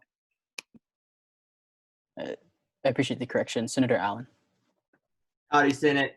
So this is the fake hate crime resolution, a resolution to condemn the acts of Isaiah Martin and those who had fake hate crimes at Texas A&M University. Whereas one on July 9th, 2020, the Texas A&M University Police closed the case on an alleged hate crime at the Park West apartment complex. And whereas two, after further investigation, the Texas A&M University Police concluded that the crime was not an act of hate, but instead a faked crime committed by the alleged victim. And whereas three, multiple news stations across the nation and even internationally picked up and reported on this incident and therefore let it be resolved. One, the Student Senate recognizes that acts such as this take away from the experiences and seriousness of actual victims of hate crimes and should not be tolerated, and let it be further resolved. Two, the Student Senate wants news outlets to know that Texas A&M University Student Senate does not agree with the actions performed by Isaiah Martin, and let it be further resolved. Three, a copy of this resolution be sent to Michael K. Young, President of Texas A&M University, Dr. Daniel J. Pugh Sr., Vice President of Student Affairs, the Battalion, J. Michael Reagan, Chief of Police, UPD, KBTX, Campus Reform, Daily Mail UK, Christopher Dolan with the Washington Times, and the Eagle. And I am open for questions. The presenter is open for questions. We'll begin with Senator Hernandez. Senator Hernandez, Liberal Arts Caucus. Question. I'm actually going to have to stop you for just a second for the point of information from Chair Syed. Chair Syed, Student Service Information. Can the legislation be changed after it's been submitted after Sunday night, or it's been sent out on the agenda before being presented right now? No. Okay. There were only 3 let it be resolves, correct? In the current, what was currently just read? Correct. The 3 let it be resolves was a different. Excuse me, I think that I may be reading the incorrect one. I had 2 versions of it. Let me pull up the correct version. Sorry about that, guys.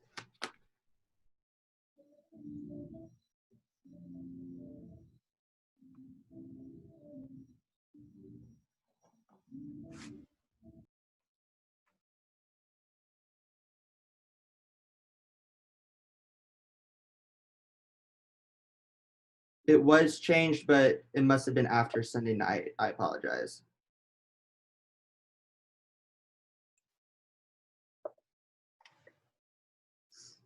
It is not letting me pull up the one that was sent in the email. Pro Tem Spur, if you would please pull up the correct version that was submitted. Yes, give me a moment.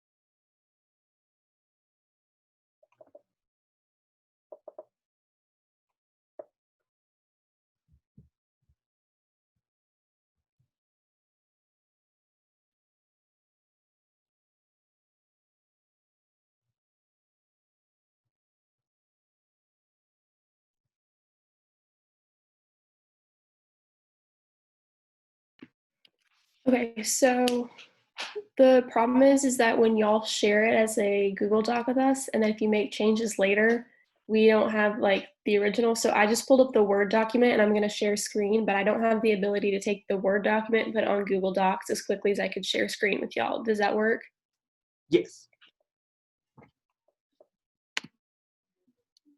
And just for clarification, since this was the one submitted, this is the one we're debating on, and this is the one that will be included in the drive once this is all said and done, and the one that we'll be voting on as well.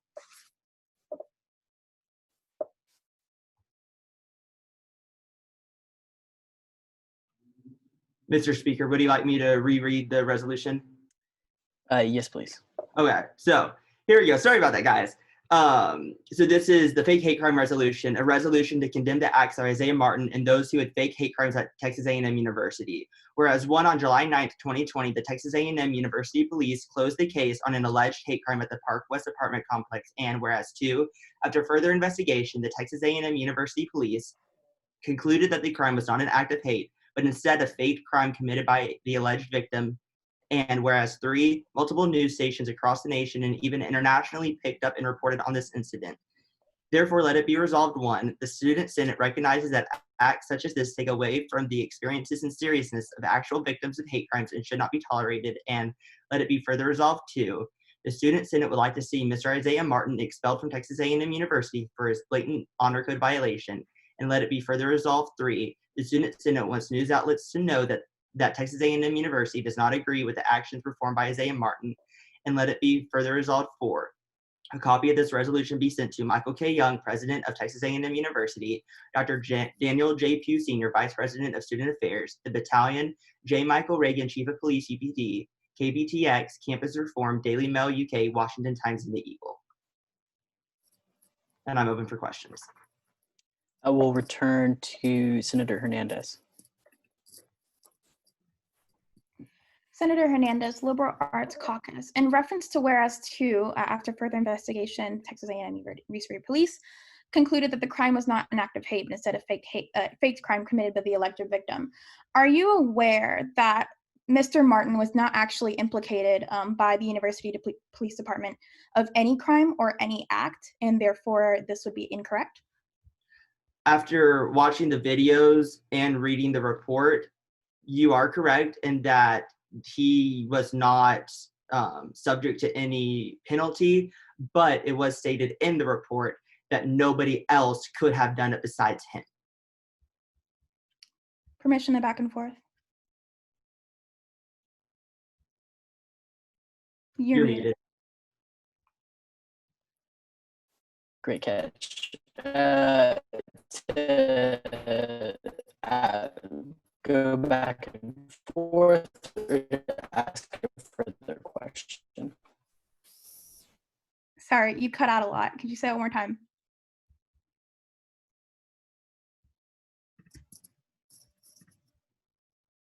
Is that just for me? Yes, I apologize for any Wi-Fi inconveniences here. Fourth, yes. Are you asking to go back and forth or to ask a further question? Ask a further question, please. Granted. Are you aware that Isaiah Martin's name wasn't spelled correctly in the actual document, and that the actual wording of the document is not correct? What document are you talking about? Of the resolution. Are you aware that his name is not spelled correctly? No back and forth, please. If we'll refrain from back and forth. Well, if you would like to bring it up in debate to change his name, I would be more than happy to change his name. Okay, thank you. Senator Miles. Senator Miles, Off-Campus Caucus, was it ever proven that Isaiah Martin vandalized his own vehicle? I think I kind of answered this question in the last question. If you read the report, it was not stated that he did in fact, but it was stated that nobody else could have done it.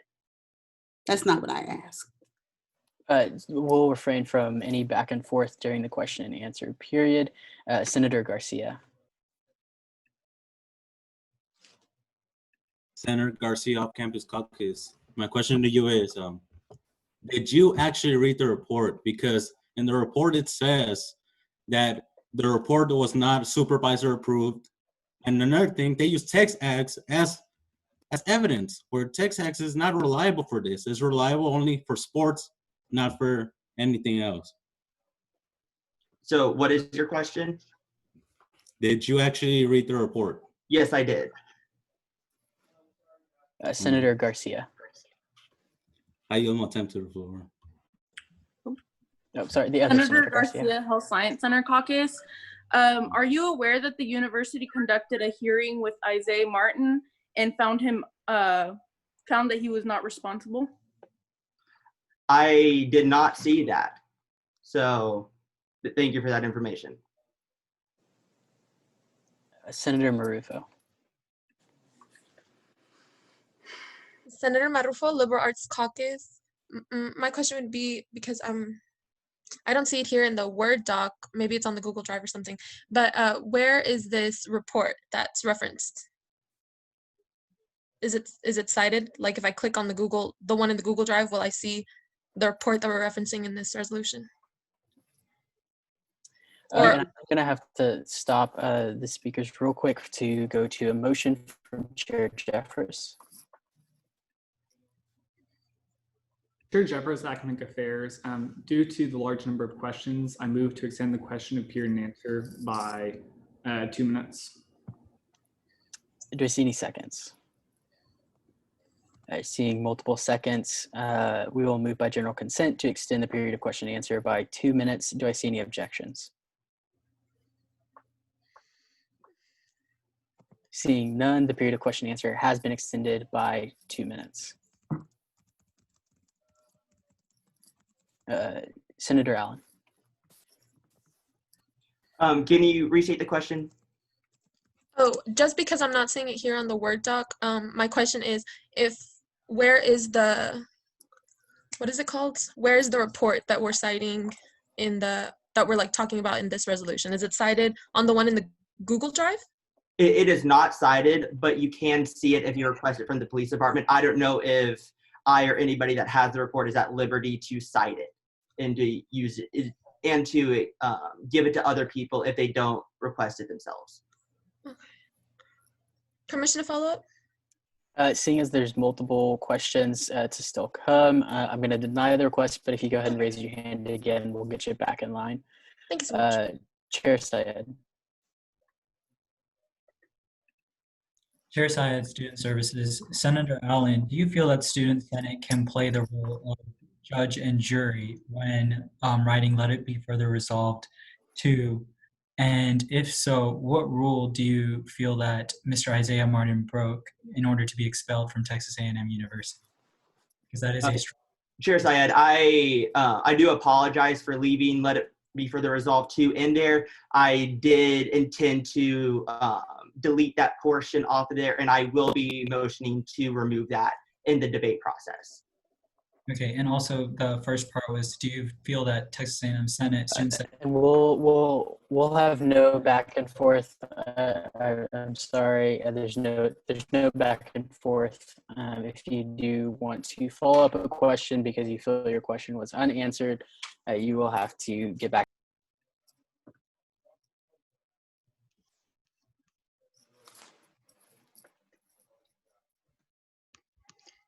Speaker, did you call on me? I think it cracked out and I didn't hear you, but you unmuted me. Yes. Okay. Senator Chinga Pizarro, Off-Campus Caucus. Senator Allen, can you further explain to the rest of Senate why you felt and Let It Be Further Resolved 4 to include the Daily Mail UK and the Washington Times in this resolution? I felt that it was important to include them because they did report on this incident, and I want them to know what the aftermath and the response of the student body and the student senate would be. Not the student body, excuse me, but the student senate would be. Senator Viswanath. Senator Vishwanath, Off-Campus Caucus. So my question revolves around, within your resolution, you state multiple times that this incident was a crime, but I wanted to ask if you had referred to the battalion's article where they state, according to the police report, Texas A&M police contacted the district and county attorney's office and were told by both that the incident fell under the First Amendment free speech protection and that no crime had occurred. I do realize that fake hate crime is just what it falls under. I'm not saying that what he did was a crime. I'm just saying that's the umbrella term that is used for situations such as this. Senator Garcia, with 30 seconds remaining in Q&A. Senator Garcia, Health Science Center Caucus. Mine is kind of to bounce off of, I think, Alexia's or Sophia's, but why was the Daily Mail? And I am going to have to stop you real quickly for a motion from Senator Syed, or Chair Syed, excuse me. Chair Syed, Student Services, considering that there are a lot of questions, I move to extend the question and answer period by 2 minutes. Do I see Point a of second? order. Yes, Chair Hein. The motion to limit or extend debate cannot interrupt a speaker and was not made before Senator Garcia started speaking. Therefore, this motion would have to wait and the motion is out of order. The motion is out of order. Senator Marufo, is your motion of the same nature?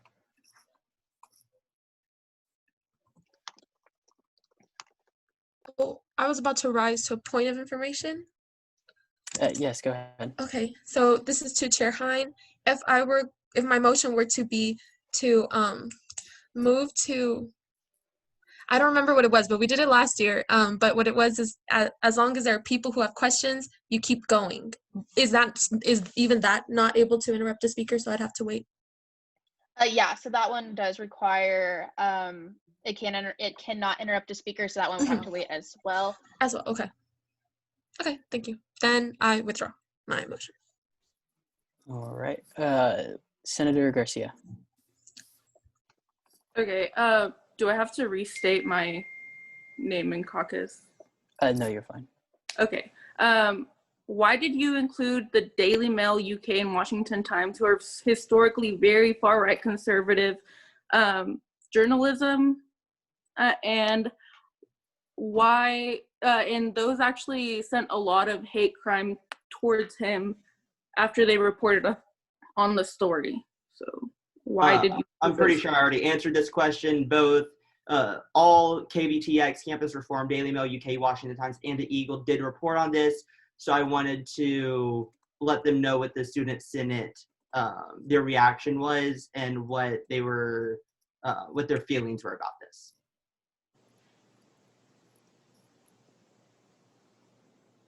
And with that, that does conclude the amount of time we have for questions. So we will go ahead and end that period of question and answer. I do see the motion from Chair Syed, so I do want to recognize that.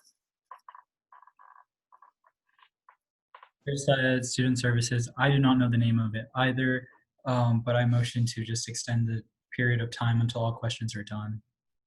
So unfortunately, since the period of question and answer had already concluded, we will go ahead and move into, yes, Chair Hein. So since it was made as we were moving into the next period to extend the previous period, that motion is in order. So it can extend the period of question and answer. All right, absolutely. So then the chair is out of order and we will move forward. I do see multiple seconds. We'll move by general. Seeing an objection as well. If everyone who currently is in the speaker list will lower your hand.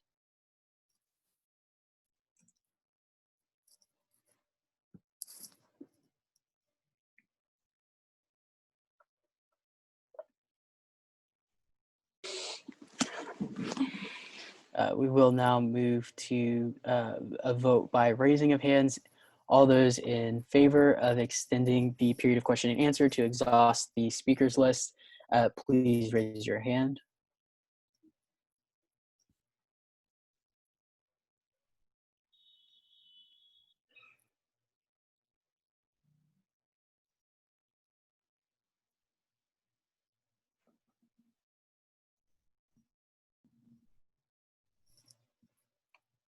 Lower your hands.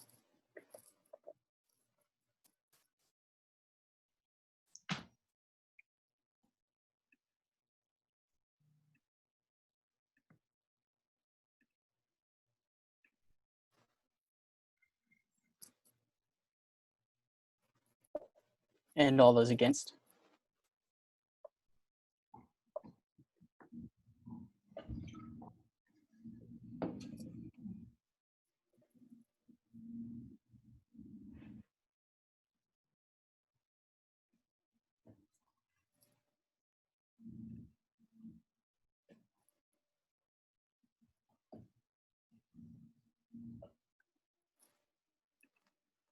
By a large margin, that does fail, or does pass, excuse me, and so we will move to extend the period of question and answer to exhaust the speakers list. If you did have your hand up before, go ahead and please re-raise that hand. And we will begin with Senator Miles. Senator Miles, Off-Campus Caucus. My question is, are you aware that said police report was released without proper permission? And if so, are you willing to subject Isaiah Martin to the same type of degree of threats and violence against him when and if this resolution is passed and it is sent to these news outlets? Mr. Speaker, permission back and forth? Permission granted. So are you claiming that I got this report illegally? I'm asking you, are you aware that said police report was released without proper permission? And if so, are you willing to subject Mr. Isaiah Martin to the same type of threats that he received after these news outlets picked up on the story? Well, the report is public information if you request it from the police department, which is what happened. So I think that pretty much answers your question. You didn't answer the second one. So with that, I do want to recognize the point of order from Senator Smith.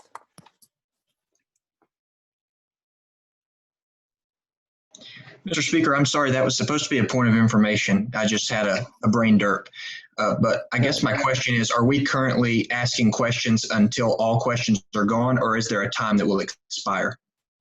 So we are exhausting the speakers list, so what that means is all of those who had their hands up when the motion was made will get to ask their question regardless of the time that it consumes. Okay, thanks. Absolutely. Senator Marufo.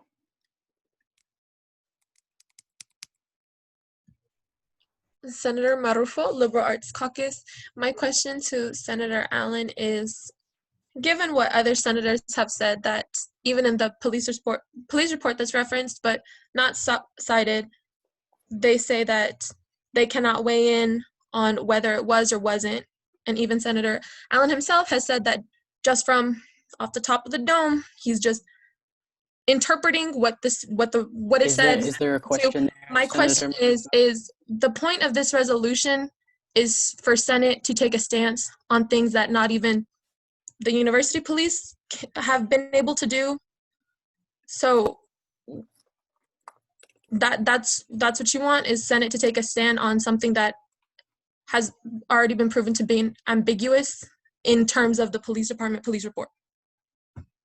No, the point of this resolution is to make sure that any fake hate crime in the future has a precedent that Texas A&M Student Senate is not going to, it does not encourage that behavior. Permission to back and forth? Not granted. Senator Bradley. Senator Bradley, Off-Campus Caucus. Previously, you stated that this is how you wanted. We're sending it to these news outlets to let them know how Student Senate feels. And I am actually going to have to stop you there for the point of inquiry. Senator Wood.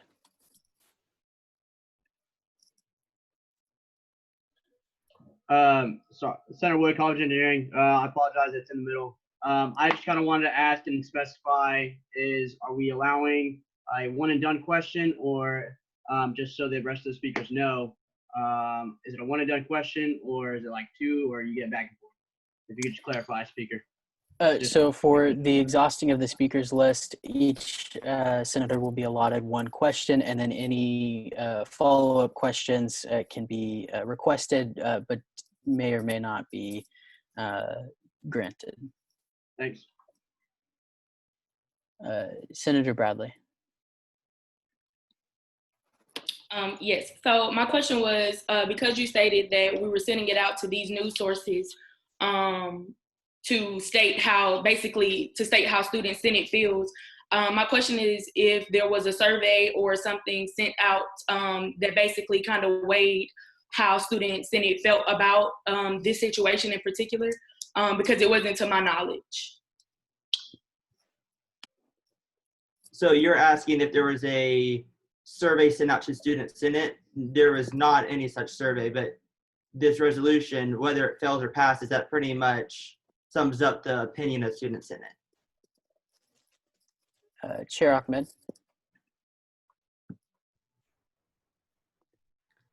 Chair Ahmed, Diversity Inclusion Off-Campus Caucus. So as Senate always aims to be as factual and as evidence-based as possible, and has it's already been mentioned that the incident that occurred was not deemed as a hate crime or a crime at all, will the author go in and change all usage of hate crime and crime in this resolution, as that was not what this incident was deemed to be? Yes, absolutely. I want this to be a fluid piece. I want people to be able to change it to make sure that this is what Student Senate opinion is. And during the periods of debate, please, anybody, if you have any changes that you want made, please bring them up in the period of debate. Chair Syed. Chair Syed, Student Services. Senator Allen, considering that this resolution is not about fake hate crimes exclusively, but specifically calling out one of our own constituents, do you believe that Student Senate as a body can be respected by the student body if we start becoming the judge and jury for actions by students, especially when it does not align with what UPD or Texas A&M has said? I think that I've stated this several times during this period of questions. This is not supposed to be the judge and jury. This is just supposed to be the opinion of the Student Senate. And I am very open to changing stuff as it is deemed fit. So to answer your question, I do agree that some of this does need to be changed, but please bring it up in the period of debate.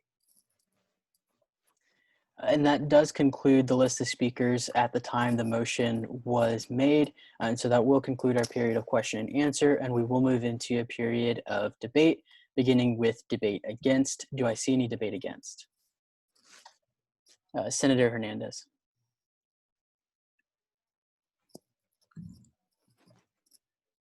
Senator Hernandez, Liberal Arts Caucus. Seeing as the resolution has been pointed out many times to be, one, inaccurate, two, hastily prepared as the name of the person at question isn't even spelled right, and three, the author was not aware of the Honor Council proceedings. I believe that this should not even be considered at all as a resolution to pass. And I will give the floor to Senator Merritt. Senator Merritt, with 10 seconds remaining. Senator Merritt, On Campus Caucus Chair. I agree completely with what was just said. I also move that we remove this that resolved completely from the bill or the resolution. So is that a motion to amend? I move to amend the resolution to remove Resolve 2 completely. Do I see any seconds?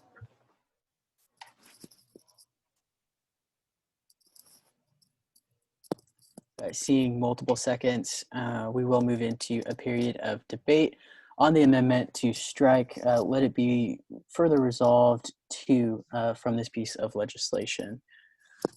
Pro Tem Spur, if you would please highlight that for us. Yes. Will you state the change one more time for me? To strike, let it further be resolved to. Thank you. And all those who have their hands up for debate on the resolution as a whole, if you would please lower your hands before we move into this period of debate.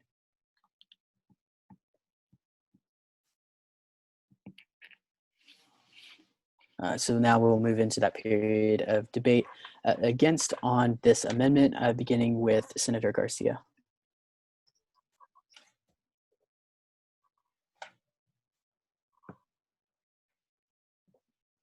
Senator Garcia, Health Science Center Caucus.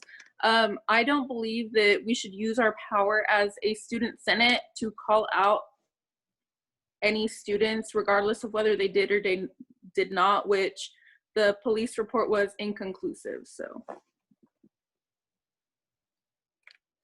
I yield my time to Chair Teague. Chair Teague. Thank you, Mr. Speaker, and thank you, Senator Garcia. Chair Teague, Finance, College of Ag and Life Sciences Committee. Mr. Speaker, I think that we've said all we need to say on this motion. I think that the opinion of the body is pretty obvious. Therefore, I move the previous question on the amendment and the resolution at hand. Do I see any seconds? Seeing multiple seconds, we will move by general consent. Seeing an objection as well, we'll move to vote by the raising of hands to move the previous question on this piece of legislation and on this proposed amendment as well. All those in favor of moving the previous question, please raise your hand.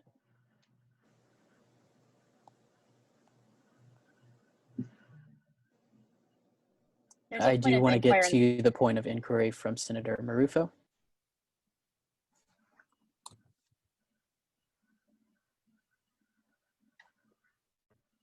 Just so that I know what the previous question is referring to. What? That's my question.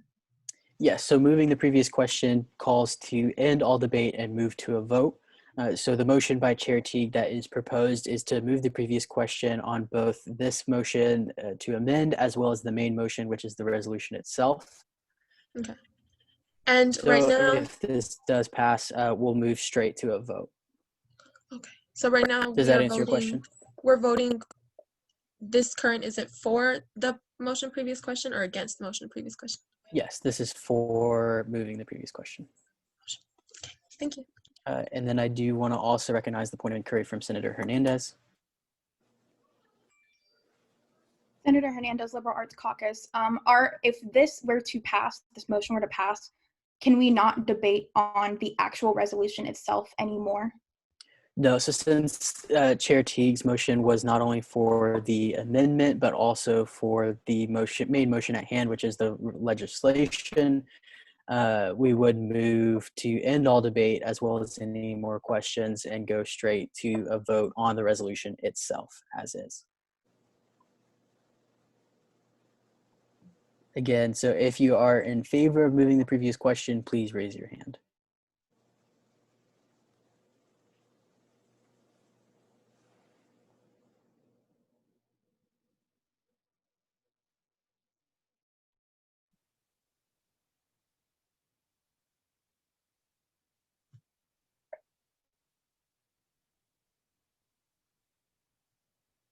Lower your hands.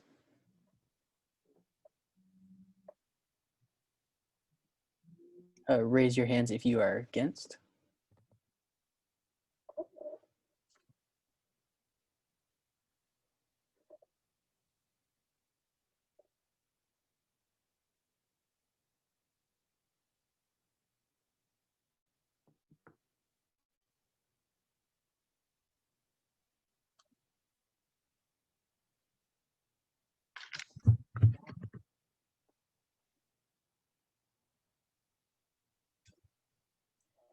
By a vote of 18 to 22, that motion does fail. And so we will continue with debate. Chair Teague, you do have debate against on the amendment.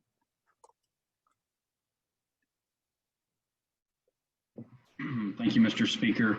Mr. Speaker, if I may make a second motion, I move to postpone this resolution and its amendment indefinitely. Do I see any seconds? Seeing multiple seconds and objections, we will move to a hand vote. If everyone who currently has their hand raised would please lower them. And then Chair Teague, you do have a point of inquiry as well.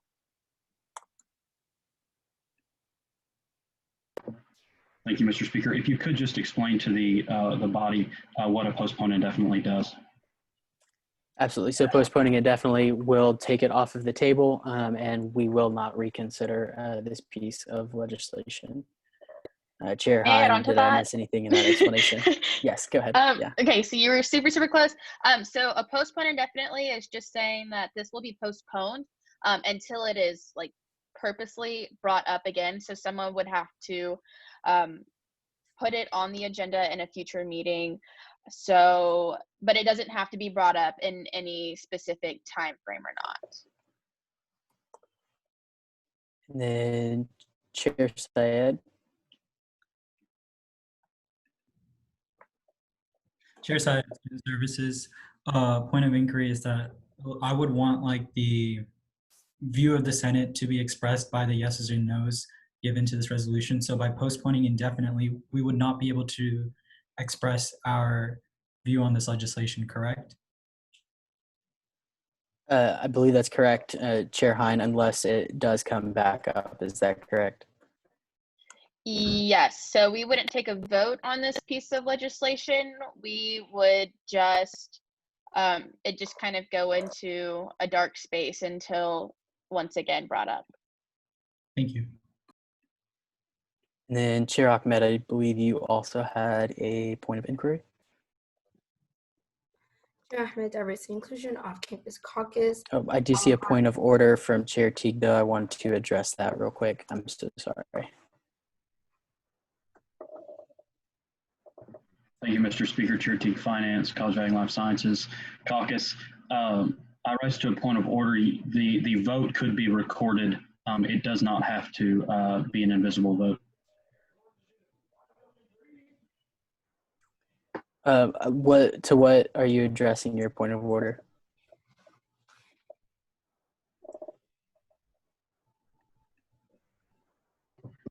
Chair Hein, or maybe yourself, suggested that there would not be a public vote on this.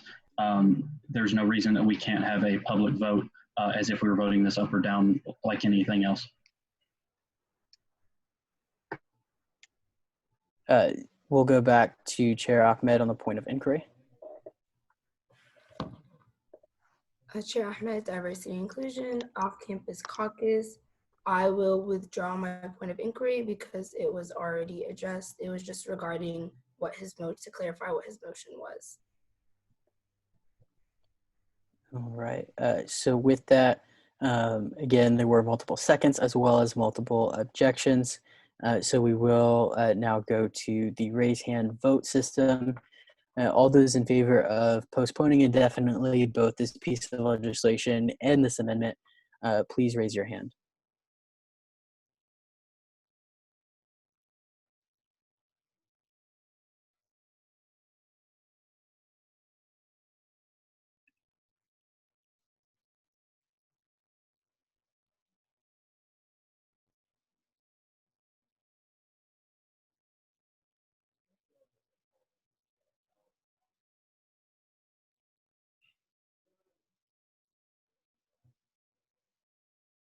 Lower your hands.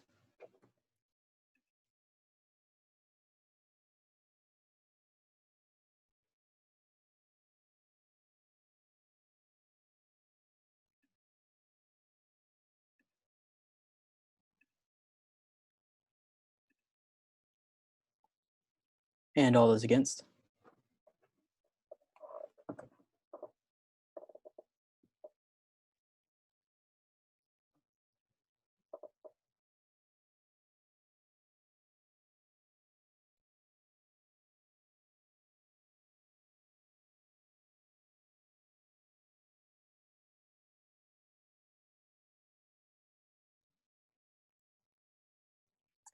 Lower your hands, and by a vote of 23 to 24, that does fail.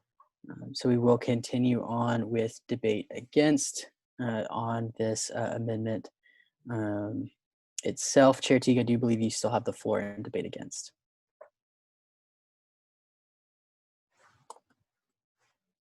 Thank you, Mr. Speaker. I yield my time to the floor. The floor has been yielded to. We'll now move into a period of debate 4.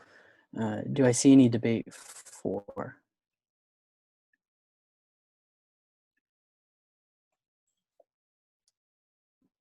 And again, I just want to make sure I didn't miss any hands by lowering hands from the vote. Is there any debate 4?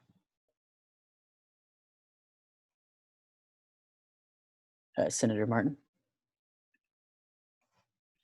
Senator Martin, Liberal Arts Caucus. To start off, I realize that this resolution isn't perfect, but I do think that it's important that we call out people for not, for this crime. I mean, the fake hate crime, we don't know that this was not a legitimate hate crime. This is unlike the previous resolution, which actually called out hate.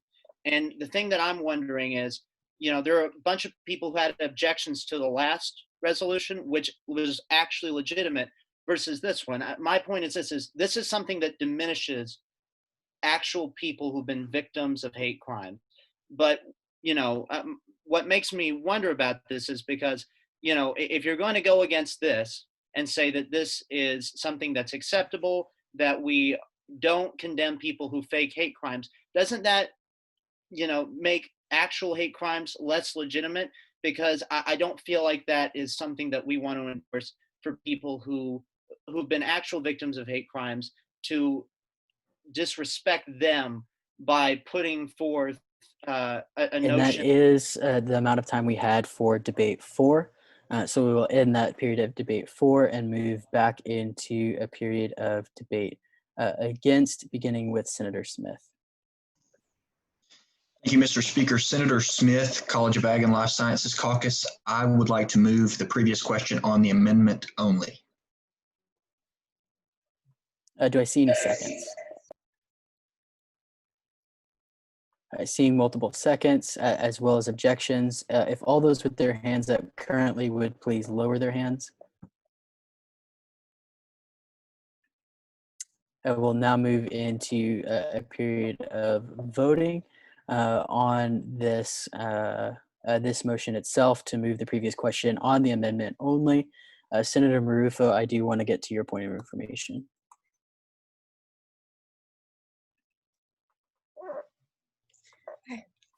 Senator Marufo, Liberal Arts Caucus, just to clarify, with Senator Smith's motion, this would just the amendment period. We're going to move to previous question, which would mean that we're going to vote on the amendment and suspend any debate on the amendment that's been proposed.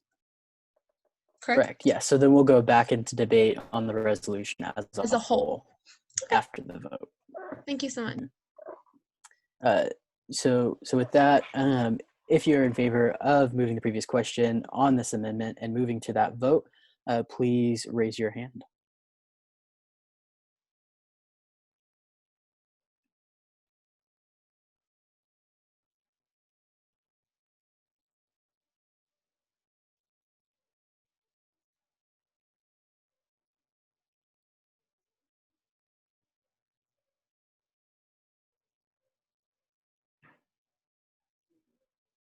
Lower your hands.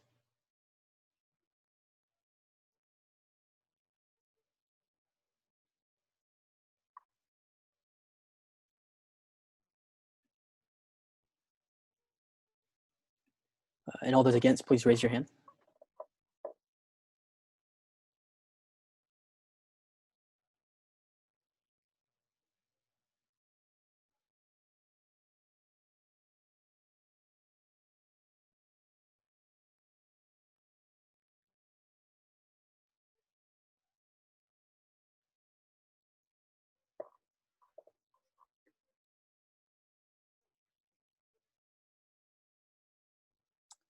Please lower your hands.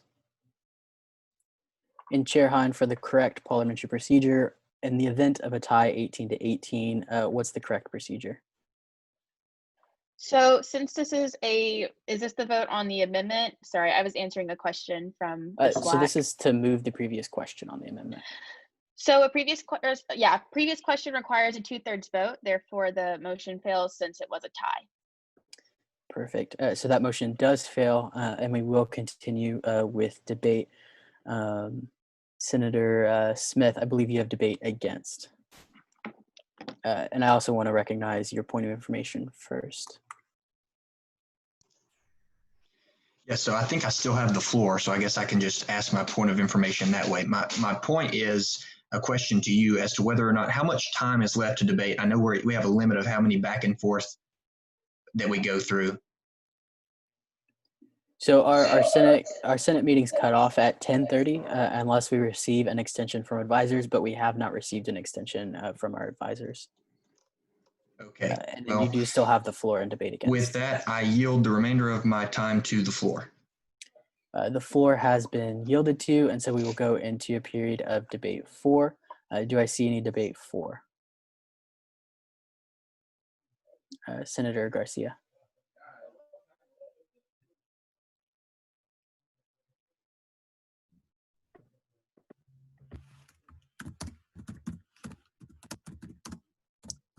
Senator Garcia, you do have the floor in debate 4.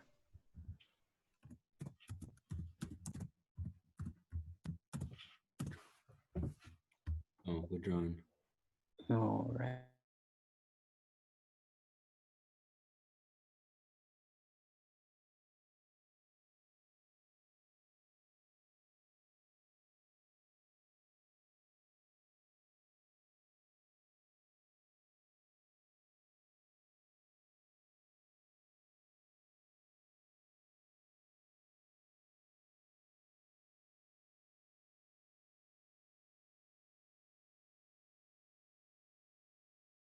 Protect Isaiah's name to because he has received a lot of scrutiny, and I yield my time to Senator Dang. And I actually do have to go ahead and close that period of debate against, as the time has been exhausted, and we'll move back into a period of debate 4. Do I see any debate 4?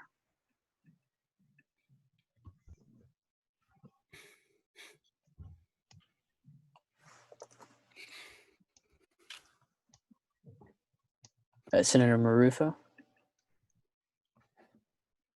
Senator Marufo, Liberal Arts Caucus. I'm here because I don't want debate to be one-sided, because I know there's a lot of senators who want to speak their piece, and if we don't go back into debate against, then they will not be able to share that. And that's very frustrating to have to keep bottled up. So I'm here, and I will say I'm debate 4, and I yield my time to the floor. The floor has been yielded to, and so that will conclude the period of debate 4. And we will move back into a period of debate against. And I would just like to remind the body that we are still debating on the amendment itself and not on the resolution as a whole. So with that, in debate against, Chair Oldag.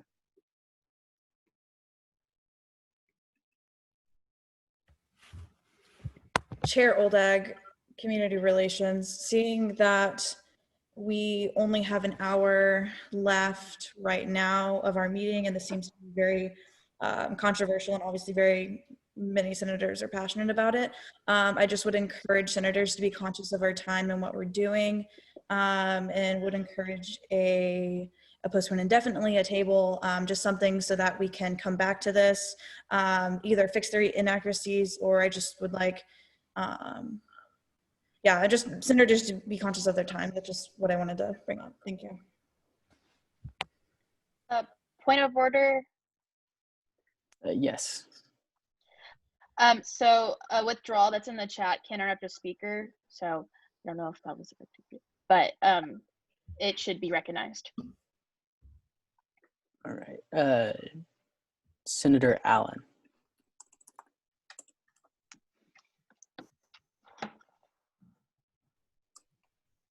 I move to withdraw this motion. The motion for amendment. And the resolution. Chair Hine, just to make sure we're doing this correctly, since the amendment was proposed by another senator, do we first have to leave the question on the amendment before we can withdraw the resolution, or can we go ahead and move to withdraw the resolution?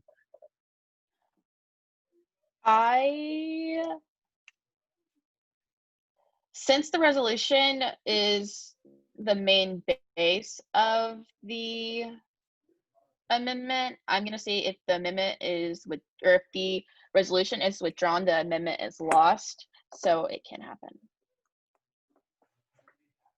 All right, so do I see any seconds to the motion made by Senator Allen to withdraw this resolution? Chair Teague.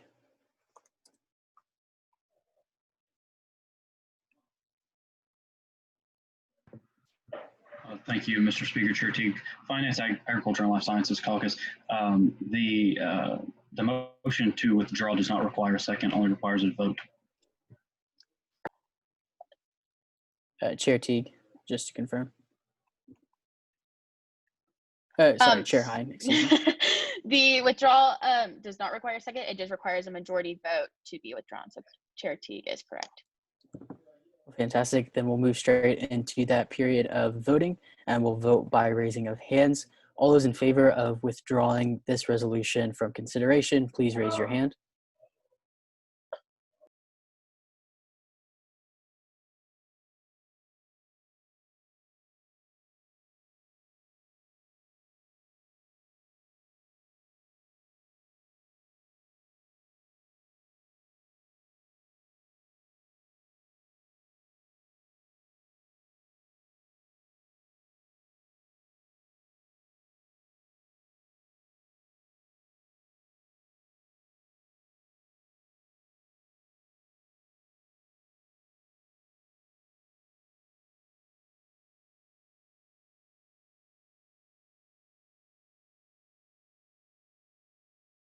Please lower your hands.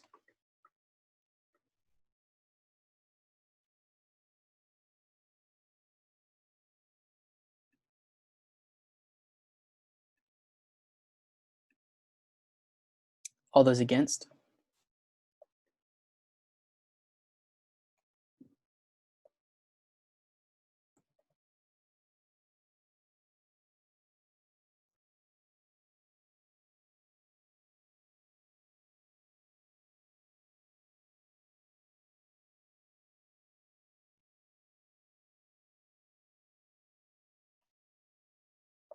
And Chair Hine, just to make sure we do this correctly, is this a 2/3 or majority vote? It requires a majority vote in, or for withdrawing it to be withdrawn.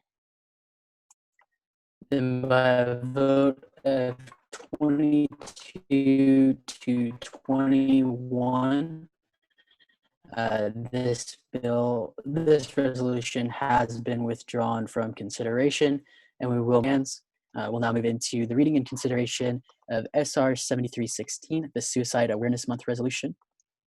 Pro Tem Spur, I believe you're an author on this one. Howdy, Speaker Pro Tempore Spur. Thank you. Yes, I am an author on this one. Give me a second to get over that off this Word document really quickly. I appreciate y'all's time and patience tonight.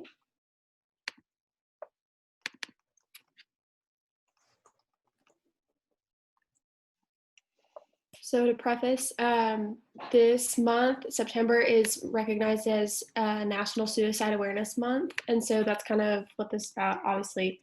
But it's a resolution in honor of National Suicide Awareness Month.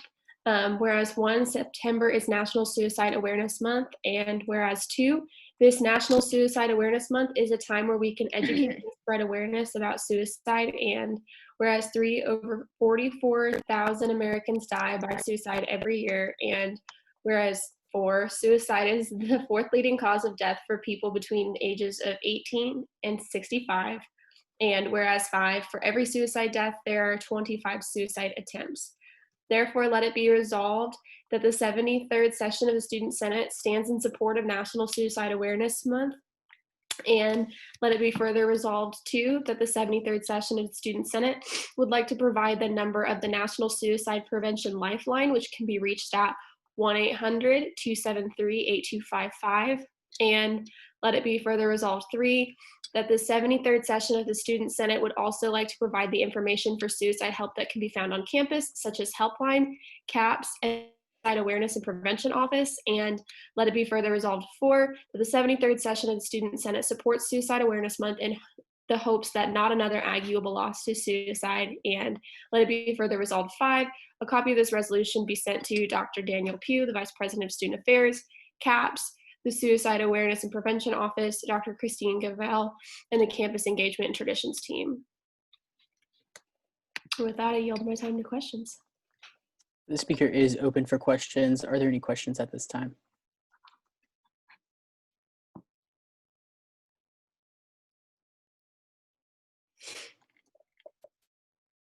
Seeing none, that will conclude our period of question and answer, and we'll move into a period of debate, beginning with debate against Senator Marufo.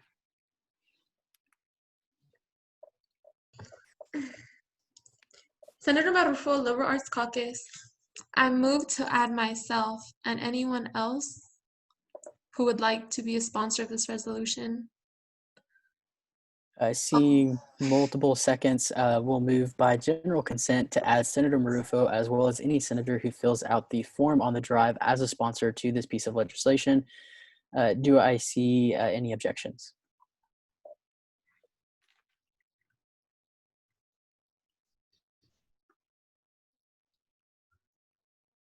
Seeing none, that does pass. And Senator Marufo, as well as anyone who fills out the form on the drive for sponsoring this piece of legislation, will be added as a sponsor. Senator Marufo, you do still have the floor and debate against.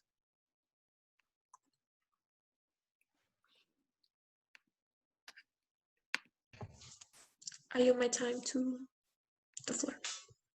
The floor has been. I'll move into a period of debate 4. Do I see any debate 4?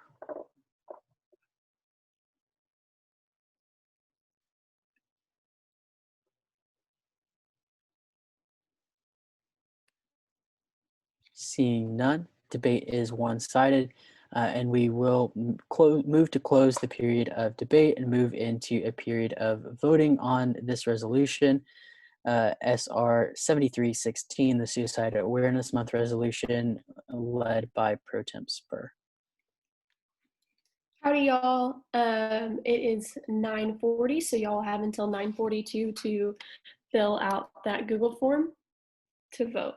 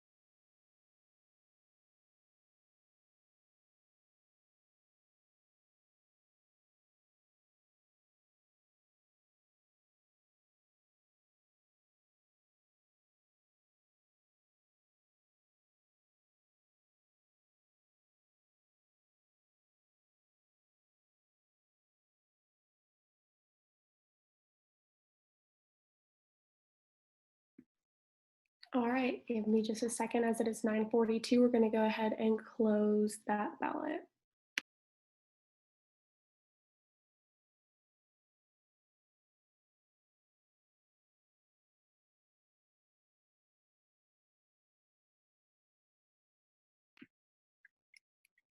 All right, with the vote of 46 in favor and 1 against, that does pass.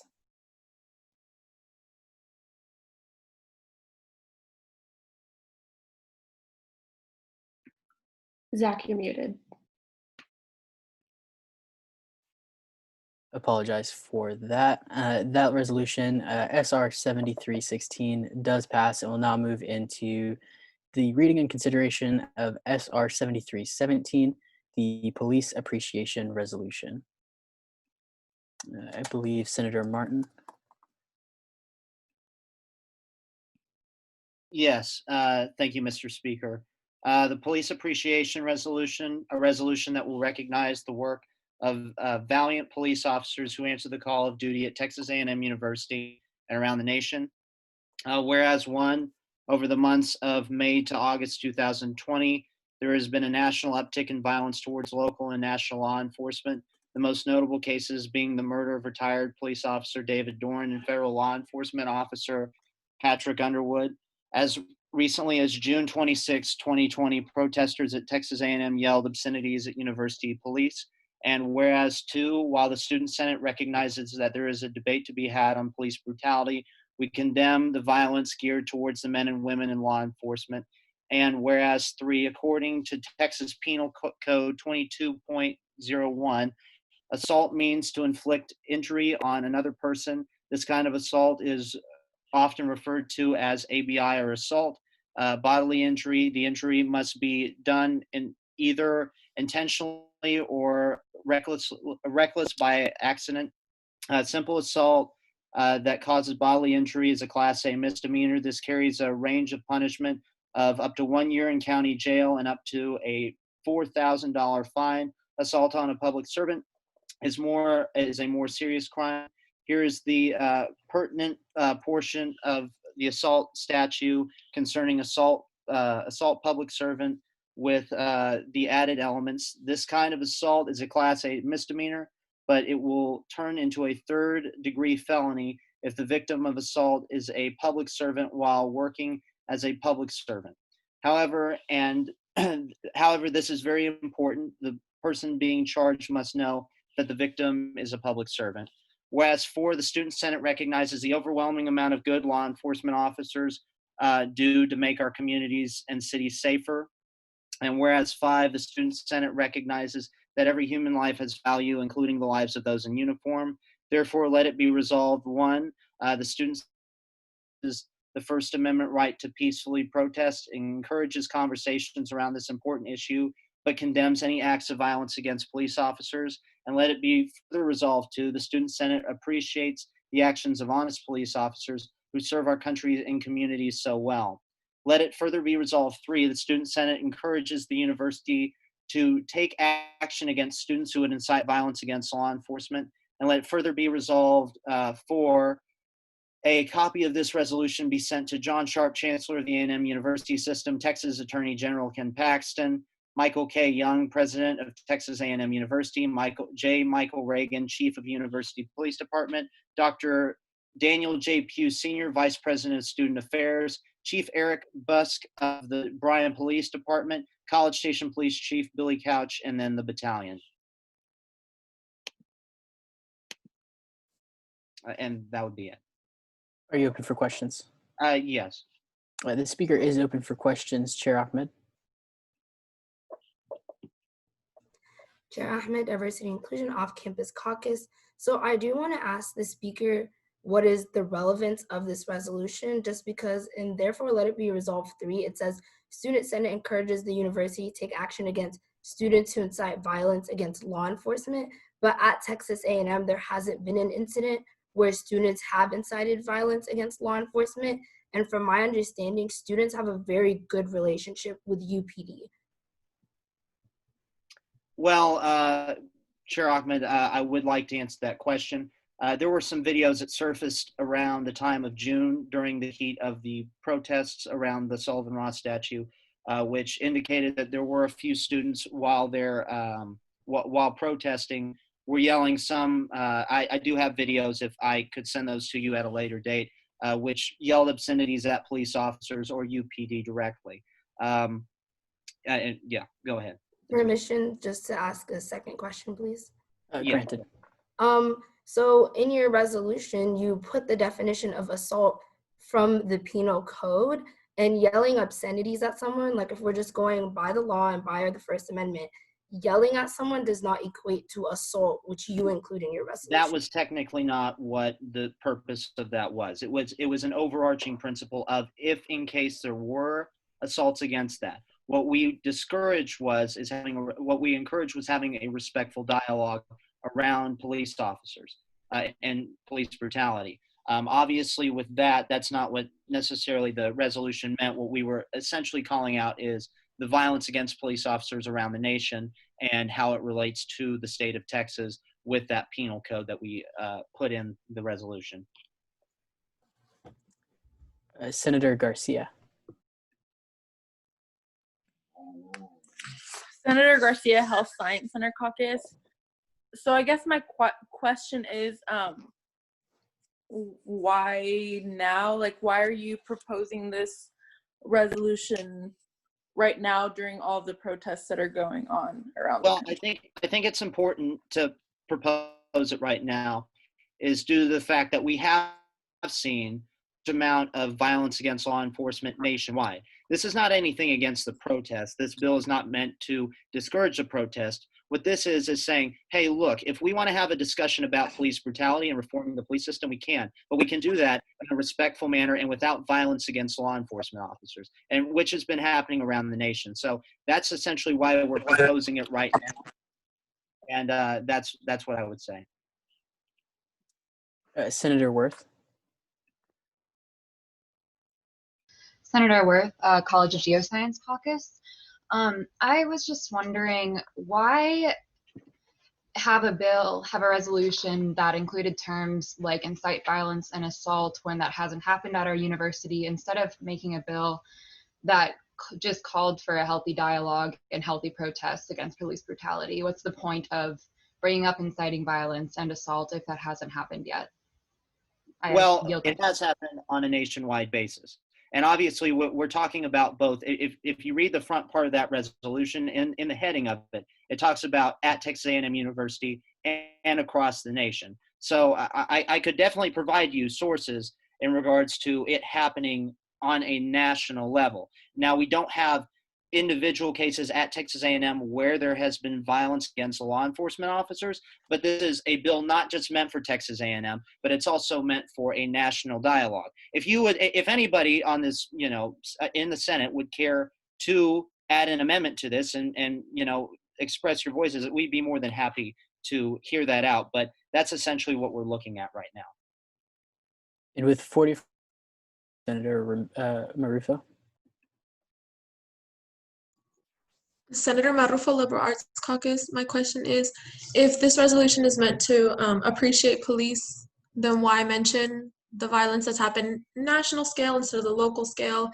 And the protests that happen on campus are towards the Sullivan Ross statue, not necessarily addressing police brutality in the broader spectrum like what you're alluding to. So if no violence has been done against local police officers, why mention any of that? Well, again, to mention that in an earlier point, I said that this includes national law enforcement. And I can send you articles, and we can send articles to the rest of the Senate, specifically stating, as I mentioned in the earlier part of the resolution, where there was violence committed against Officer David Dorn in St. Louis, Missouri, as well when it comes to relating it to a Texas A&M level, there were and seeing as that is time, if you would please finish your sentence. There were obscenities yelled at police. I could send it to the entire Senate if you would care for the video. And I do want to go ahead and recognize the motion from Chair Jeffress. Chair Jeffress, Academic Affairs and Engineering Caucus. Is it too late to have a motion to extend the period of question and answer? Since it was not concluded, it is not too late. I motion to extend the period of question and answer by 2 minutes. Do I see any seconds?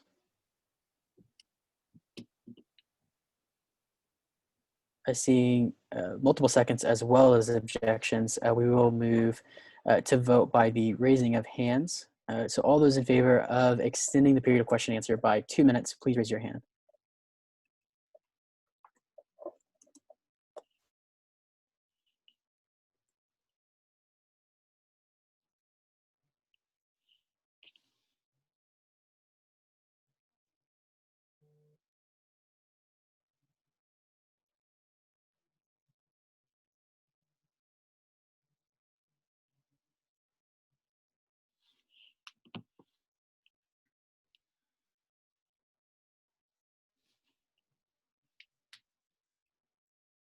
Lower your hands.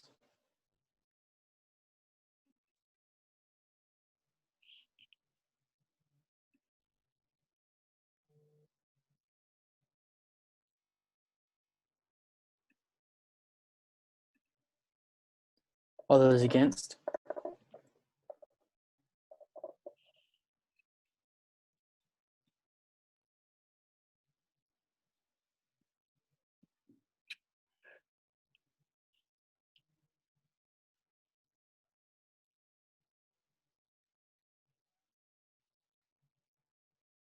Lower your hands. By a vote of 23 to 10, that does pass, and the period of question and answer will be extended by 2 minutes. Senator Martin, if you wanted to go ahead and finish answering that question. The only thing I had left to the previous senator was that I will send out some of the videos of where there were obscenities yelled at police officers. And then we'll go to Chair Teague. But right before we do that, I do just want to take the time to remind the body, as we are debating, please limit any questions and debate to happening on the floor, which is over the video, and not in the chat box, as the chat box is only for motions and points of information and things like that. So with that, Chair Teague. I'm sorry, Mr. Speaker, I mistakenly had my hand raised still.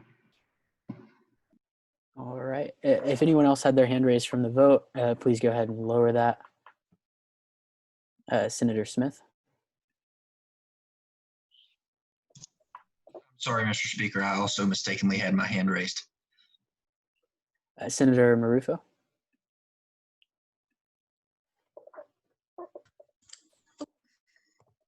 Senator Marufo, Liberal Arts Caucus. So my question for Senator Martin is, since you heard these recordings and you have the videos, what obscenities were screamed? Since, you know, obscenities like Chair Ahmed said that they don't necessarily mean calling for violence unless in which case they were, but under the First Amendment, just yelling at someone is protected unless they're calling for the inciting of violence or putting someone in physical danger. So I was just wondering if the video was calling for that. The video, what was yelled was "No justice, no peace, F racist police." Okay, that was one of them that was yelled at it. There was, as well, I want to clarify that this is not an attack on these people's freedom of speech. It's not saying that you can't do this. It's saying that we encourage a respectful dialogue. The thing, and maybe that was worded a little bit, it maybe wasn't worded right. If you'd care to amend that, you're more than welcome to. But the point is what we're calling for is these students' rights to be protected in the First Amendment. But we want a respectful dialogue, and that is something that we've been calling for, and that's what this resolution calls for, as well as making sure that police officers aren't attacked on a national scale and on a local scale. Does that answer your question? Okay. Senator Vishwanath. Senator Vishwanath, Off-Campus Caucus. So I guess I'm still kind of unsure how like all these national instances that you keep referring to really relate to us, because we are Texas A&M Senate, not the National Senate or any other college's Senate. And the dialogue, like having that dialogue is great, but I don't really understand how that the yelling really equates as violence. So yeah, if you could clarify that, and if you could write this without having to say anything about like necessarily the violence that isn't there, and you could just appreciate. Sorry, 1 second. Pardon me. Sorry, somebody in my room. Corps of Cadets stuff. Apologize. Keep going. No problem. And just basically, like, could you have made this without having to include that violence that isn't really clearly here? Okay, so and as the time for extension has expired, if you would please limit your response to 1 to 2 sentences. Okay, so to answer that is, I'm sorry. Let me try and remember what she. Senator Farrow.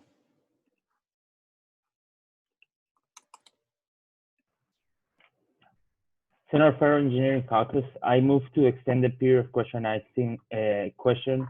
by 2 minutes. So unfortunately, since the speaker was in the middle of speaking, that motion is out of order. If you'd like to make that motion after, though, please type that after. Senator Martin. Thank you. Okay, just to finish up that point, in regards to a national level, we've had other bills or resolutions that have talked about national politics, such as earlier with the anti-Semitism bill, as well with the protections of Asian American resolutions. I think that it's important to not only have, if we're going to have a discussion at a local level, we have to have a discussion at a national level. And it's not the first time. I am going to have to go ahead and cut you off there, Senator Martin, as that is, again, the time in those couple of sentences. And that will go ahead and conclude our period of question and answer. And we will move into that period of debate, beginning with debate against. And Senator Farrow, I did want to go ahead and see your motion. Senator Farrow, Engineering Caucus. I move to extend the period of question and answer by 2 minutes.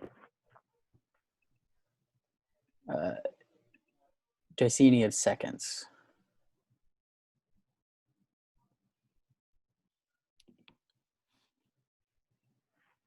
Seeing 1 second, we will vote to move to add 2 minutes to the period of question and answer.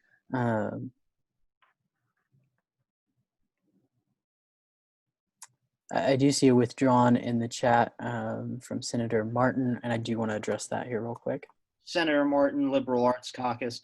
I would move to withdraw this piece of legislation until we can get more of a comprehensive look at this. I would enjoy to have more of the opinions of some other senators so we can have a better bill going into the next meeting. So seeing as we were already considering a motion to extend the period of question and answer, we'll go ahead and conclude that. Yes. May I withdraw Senator my motion at this point? Yes. So now we will consider the withdrawal of the resolution as a whole, and we'll move to vote by raising of hands. All those in favor of allowing this piece of legislation to be withdrawn, please raise your hand.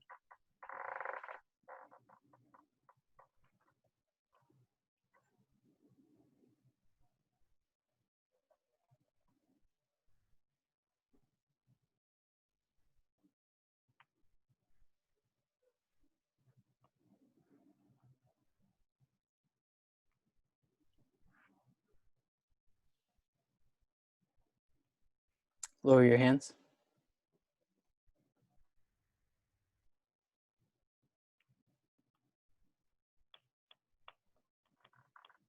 All those against?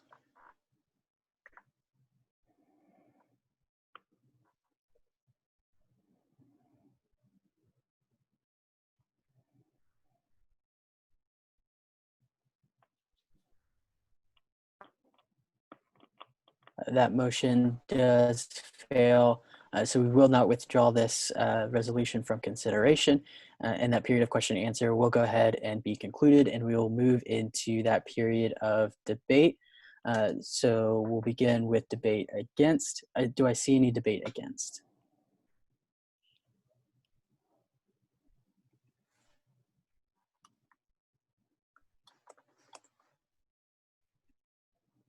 Senator Farrell.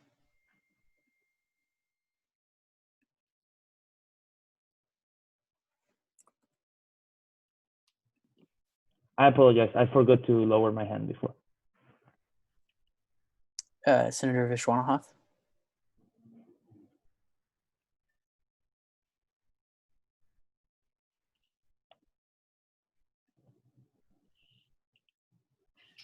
Oh, sorry, my hand was not supposed to be up. All right, so just to clarify, we are moving into that debate against. If your hand is still up from the vote, please go ahead and lower your hand.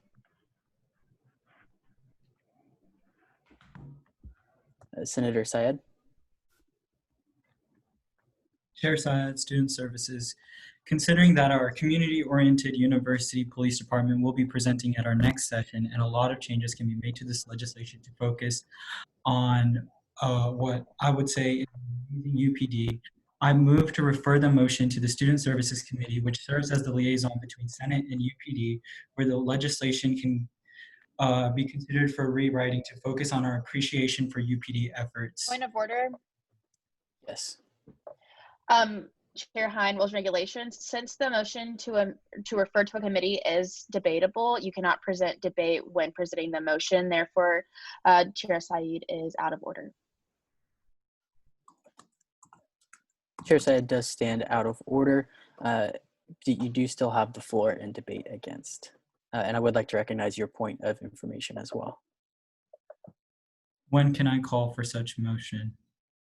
You can call for the motion at the, during your time now. You just cannot present debate for that motion at that time. You would have to wait until the period of debate opens for the motion to refer to a committee. Got it. So the motion is in order. Okay. I move to refer the motion to the Student Services Committee. Do I see any seconds?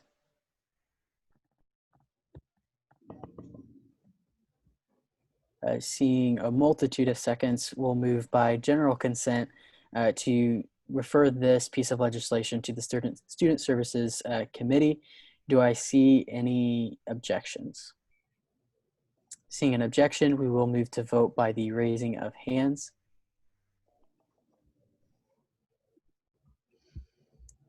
All those in favor, please raise your hand.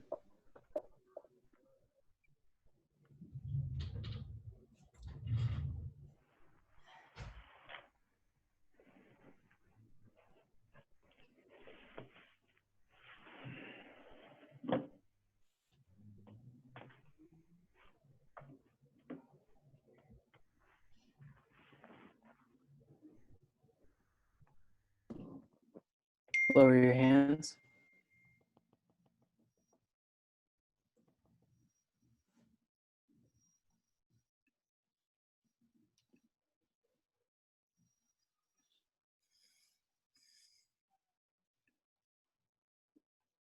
And all those against?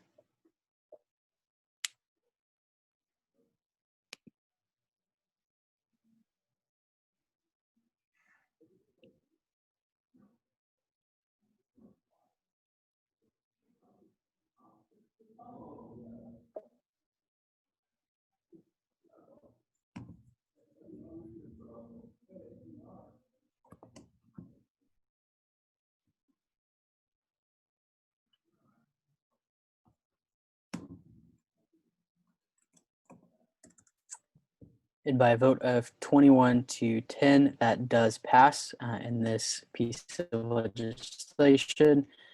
SR 7317, the Police Appreciation Resolution, will be referred to the Student Services Committee for further discussion. I will now move into the consideration of SR 7318. Chair Ahmed, I do believe you are the primary author.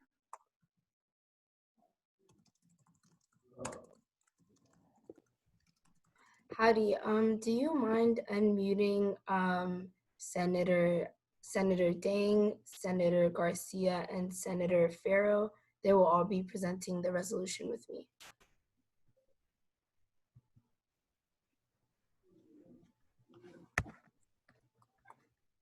That was Dang, Farrow, and there's one other. Garcia. Just for clarification, which Garcia? David Garcia. I apologize for that.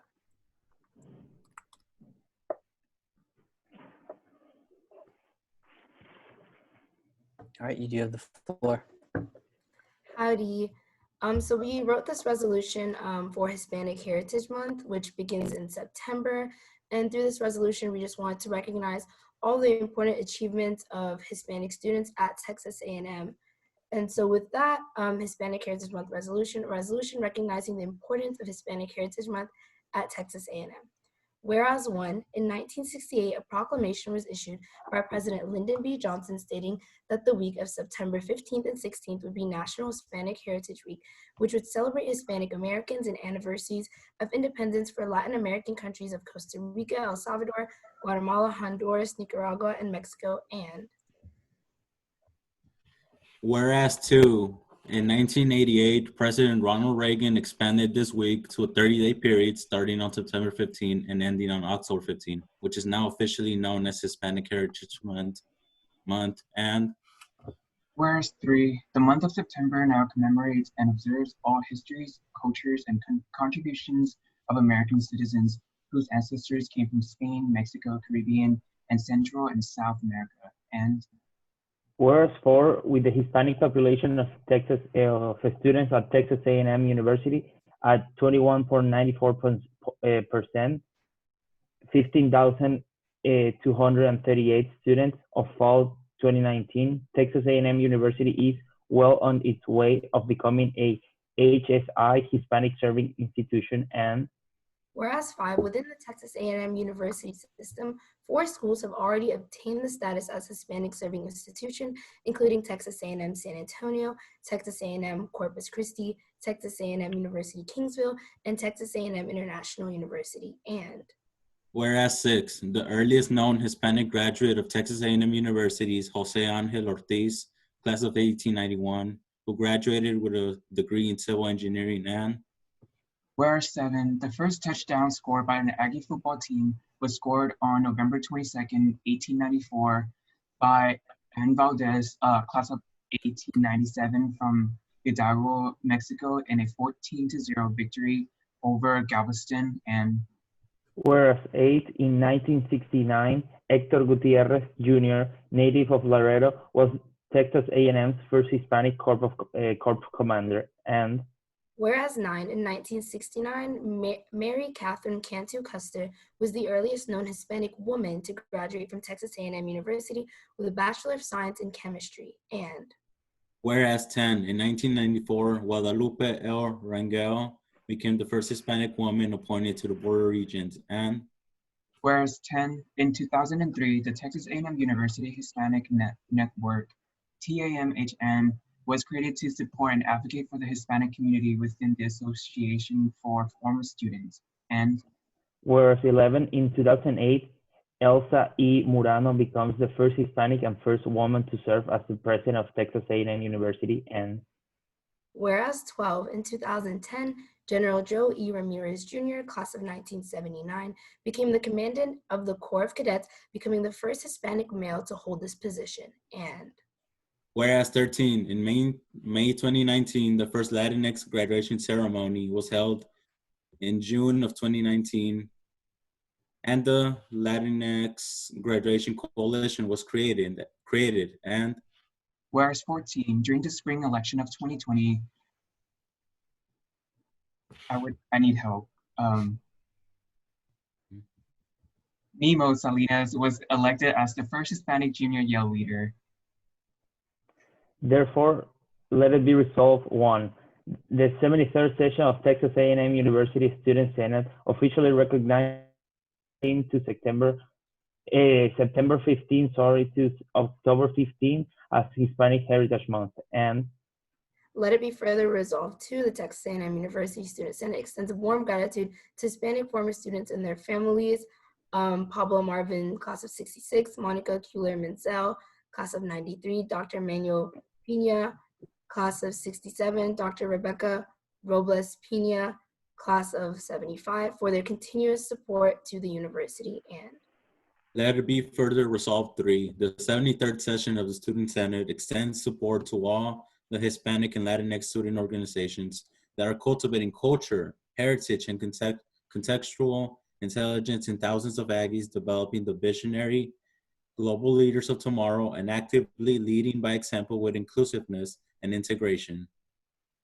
Let it be further resolved 4. A copy of this resolution be sent to the battalion, Dr. Daniel G. Pugh, Dr. Robin Means Coleman, Dr. Tanya Driver, Director of Department of Multicultural Services, Hispanic President's Council, Aggie Destino, Aguila Mariachi, Alpha Ballet Folklorico Celestio, Besto, Brazilian Student Association, Colombian Student Association, Council of Minority Student Affairs, Delta Chi Nu, Gamma Alpha Omega, Gamma Phi Omega, Hispanic Studies Association, Lambda Theta Alpha, Lambda Theta Phi, Latino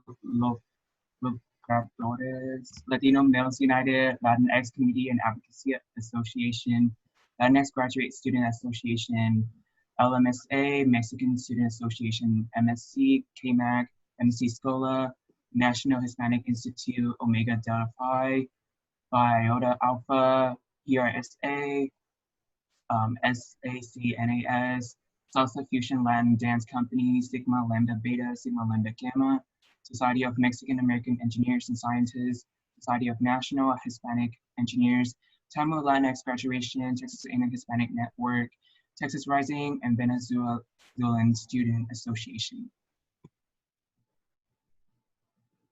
So with that, please forgive me or Dang if we pronounce anything incorrectly, but we are open to questions. Presenters are open to questions. Are there any questions at this time?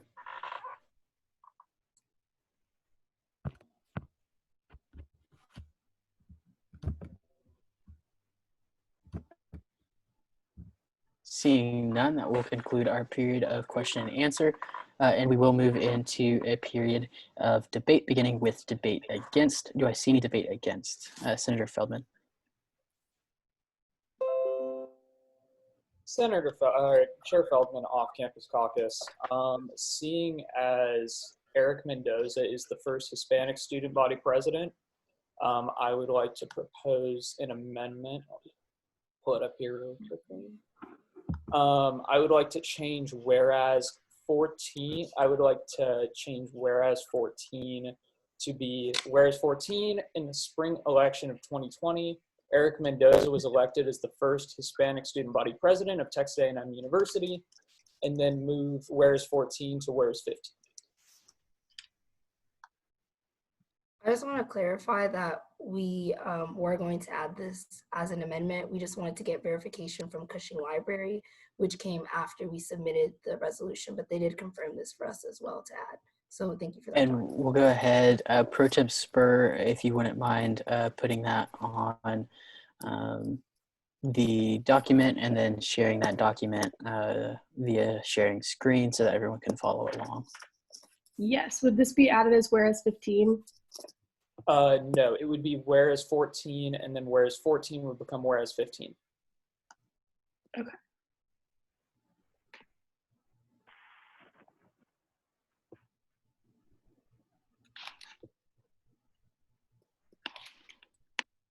Or actually, yeah, it can be whereas 15. Sorry about that. I was gonna say there is a version that was reverted out that was basically the same thing from Monday that says that. So I will add that in there really quickly.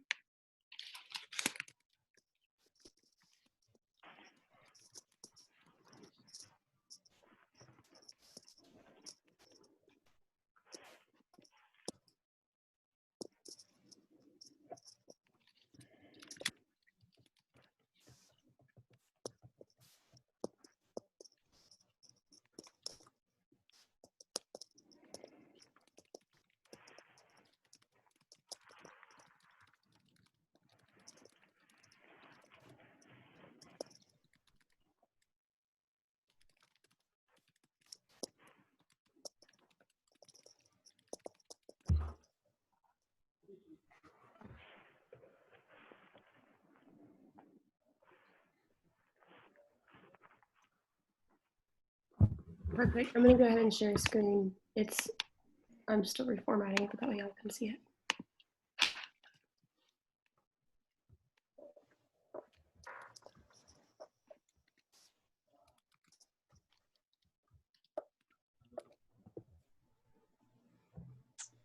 And as that reformatting is happening, we'll go ahead and move into that period of debate, beginning with debate against. Do I see any debate against? Chair Rodriguez.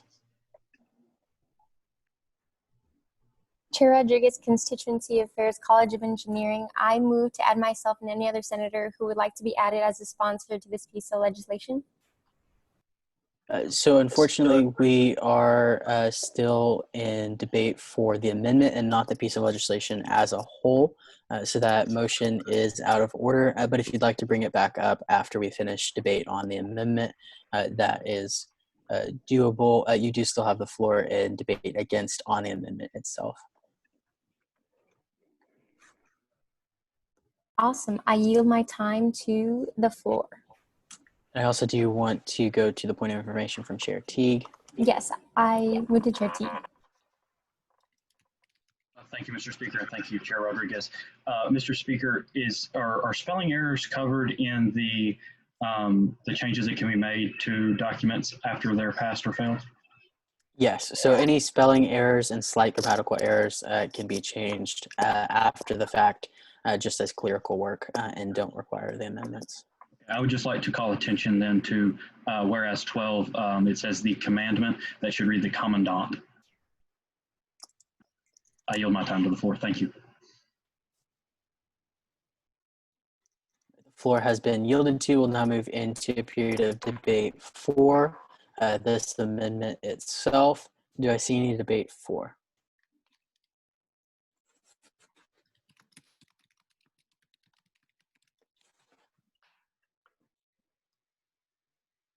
Seeing none, debate is one-sided, and that will conclude this period of debate, which adds a whereas 15 to read. In the spring election of 2020, Eric Mendoza was elected as the first Hispanic student body president of Texas A&M University. And so with that, we'll move by general consent to add this amendment to this piece of legislation. Do I see any objections to general consent?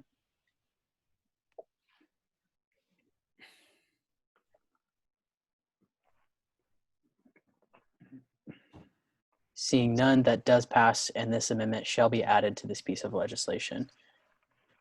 With that, I believe, Chair Feldman, you do still have the floor and debate against on the resolution as a whole. I yield to Senator Marufo.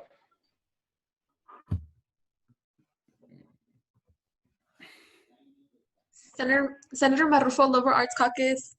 I move to add myself and any other senators who want to be added as sponsors to this piece of legislation. Seeing a second, we'll move by general consent to add Senator Marufo, as well as any senators who fill out the form found on the drive, as well as in the link that Ops will be sending in the chat here in just a second, to this piece of legislation. Do I see any objections?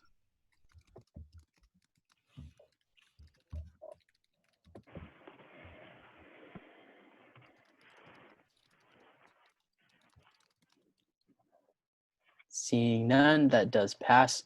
And Senator Marufo, as well as any senator who fills out that form, will be added as a sponsor to this piece of legislation.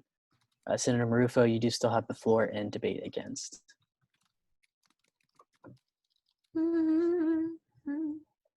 Okay, and I yield my time to the floor. The floor has been yielded to. We'll now move into a period of debate 4. Do I see any debate 4?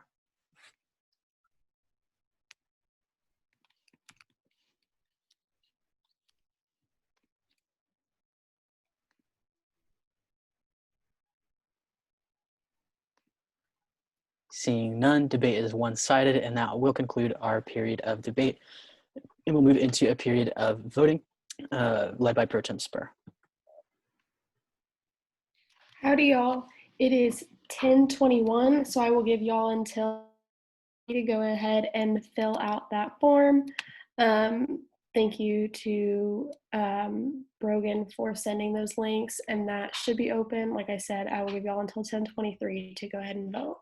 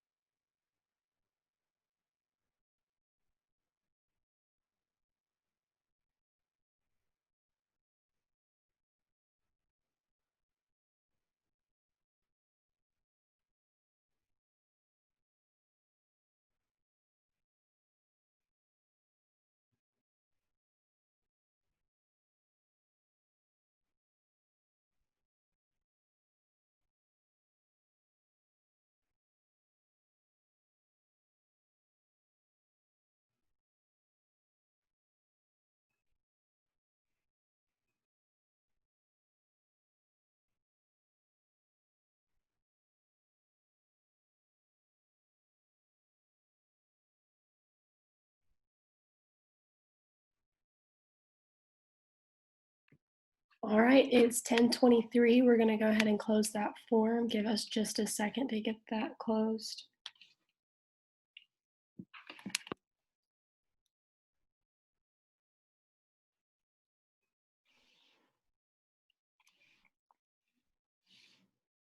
All right, and we had a final total with 50 in favor and 1 an abstention.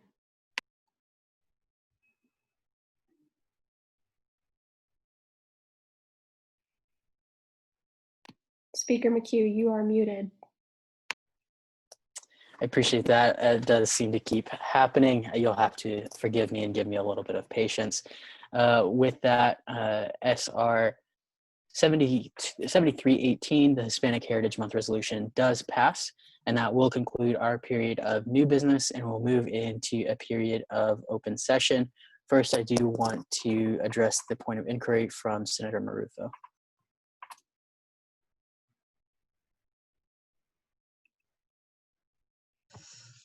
Senator Marufo, Liberal Arts Caucus. I know we said that because votes are on Google Forms that they're public domain or public information. Where can we find that? I'll step in and answer. Say that one more time. Like where, since we don't do roll call voting or anything because voting through Google Form. So where do we see that? Those votes will all be posted on the drive as well as on the website as operations gets through those. They're going to be in the agenda, minutes, and votes folder on the drive. Okay, thank you. And they'll be there within 24 hours. And so with that, we will move into a period of open session. And I have been told by Chair Hine that this will go by order in the drive. So we will go first to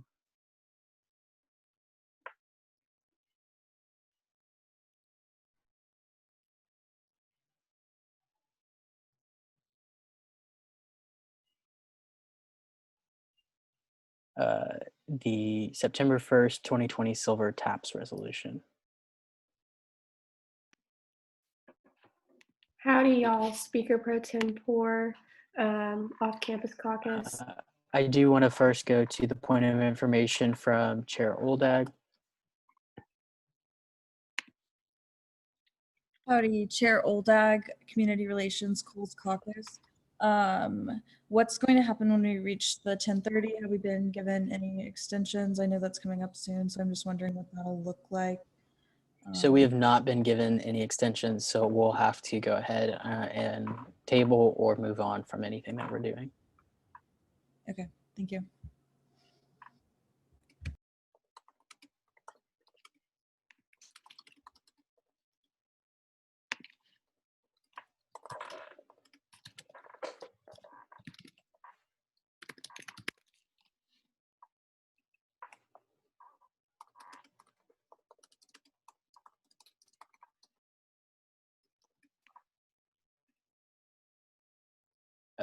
Pro Tem Spur.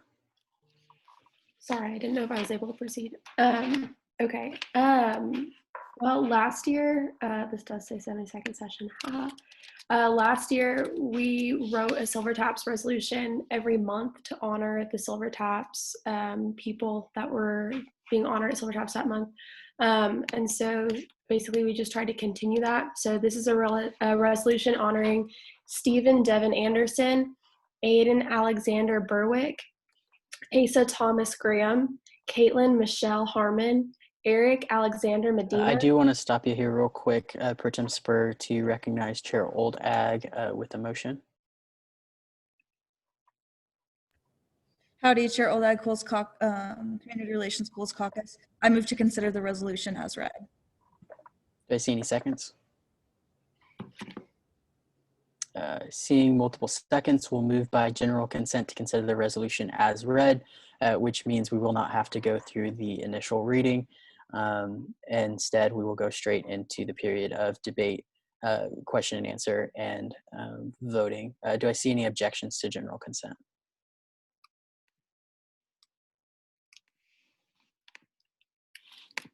Seeing none, that motion does pass, and so we will go into the period of question and answer. Do I see any questions for the presenter?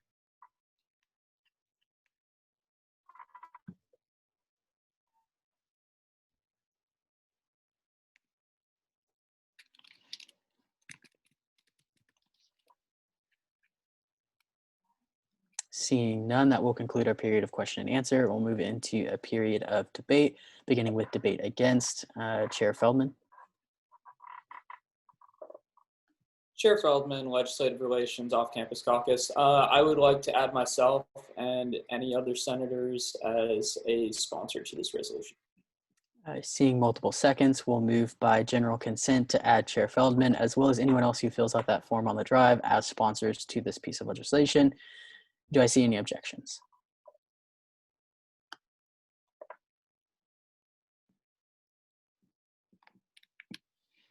Seeing none, that does pass, and Chair Feldman, as well as anyone who fills out the sponsorship form, will be added as a sponsor.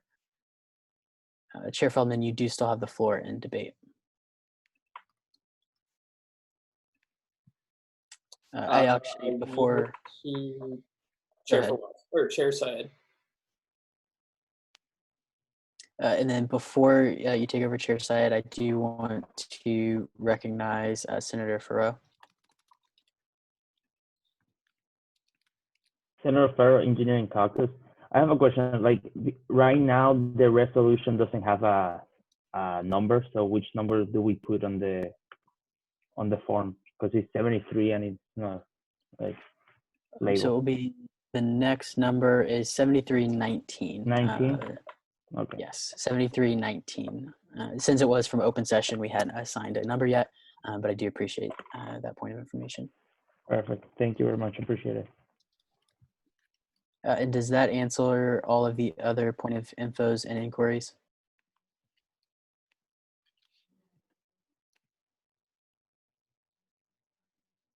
And if Senator Gunya, if you'd please send that link again, thank you for that. Chair Syed, you do have the floor and debate against. Chair Syed, Student Services, I move to previous question. Do I see any seconds? Seeing a second, we will move the previous question by general consent to bring this piece of legislation to a vote. Do I see any objections?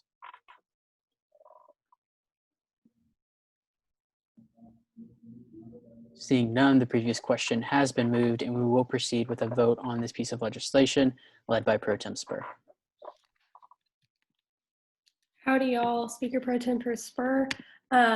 So the way that we structured open session voting is that all of the open session voting will go into the same ballot, basically. So it'll be the same link every time because we don't know how many pieces we're going to get. So we can't estimate like how many forms to make. So it's just going to be one form. So I'm going to go ahead and send y'all a link. And then y'all will have until 10:33 to vote.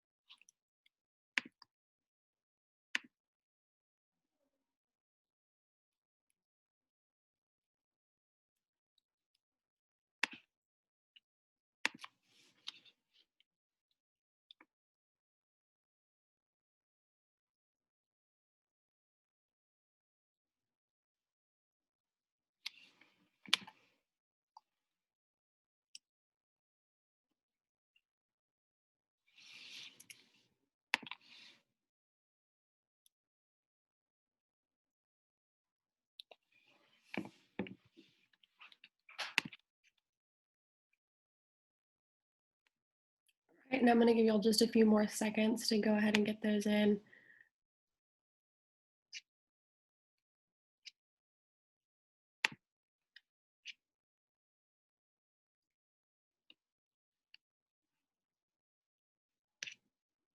All right, we're going to go ahead and close that off with, we had 41 in favor and 1 in abstention.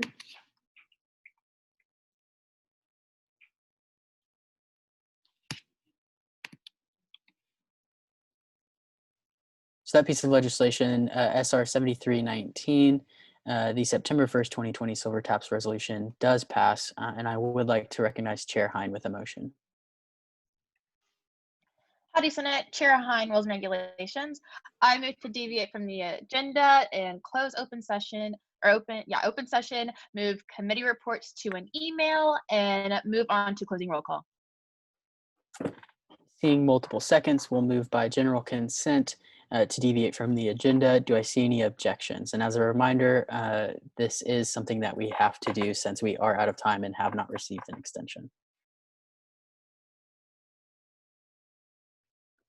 And Chair Hein, you are the Rules and Regs Chair, so you'll have to let us know if you can second your own motion. Seeing no objections, seeing no objections to general consent, that has been moved, and we will move into a period of closing roll call led by Pro Tem Spur. Awesome. Speaker Pro Tempore Spur, Off-Campus Caucus. We're going to go ahead and open that form. You all will have, it is 10:35, so I will give y'all until 10:40, that's 5 minutes, to fill out that form. Yes, that's Josh's roommate's dog, Indy, for Amon's question there. But y'all have until 10:40 to go ahead and fill out that form. Once you've filled it out, you're good to leave. I hope y'all all have a good Wednesday night, get your homework done, and go to sleep at a decent time.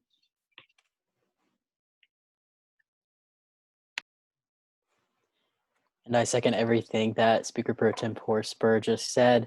Everyone have a great night, and we will see y'all in 2 weeks again in the same place at the same time for the same purpose.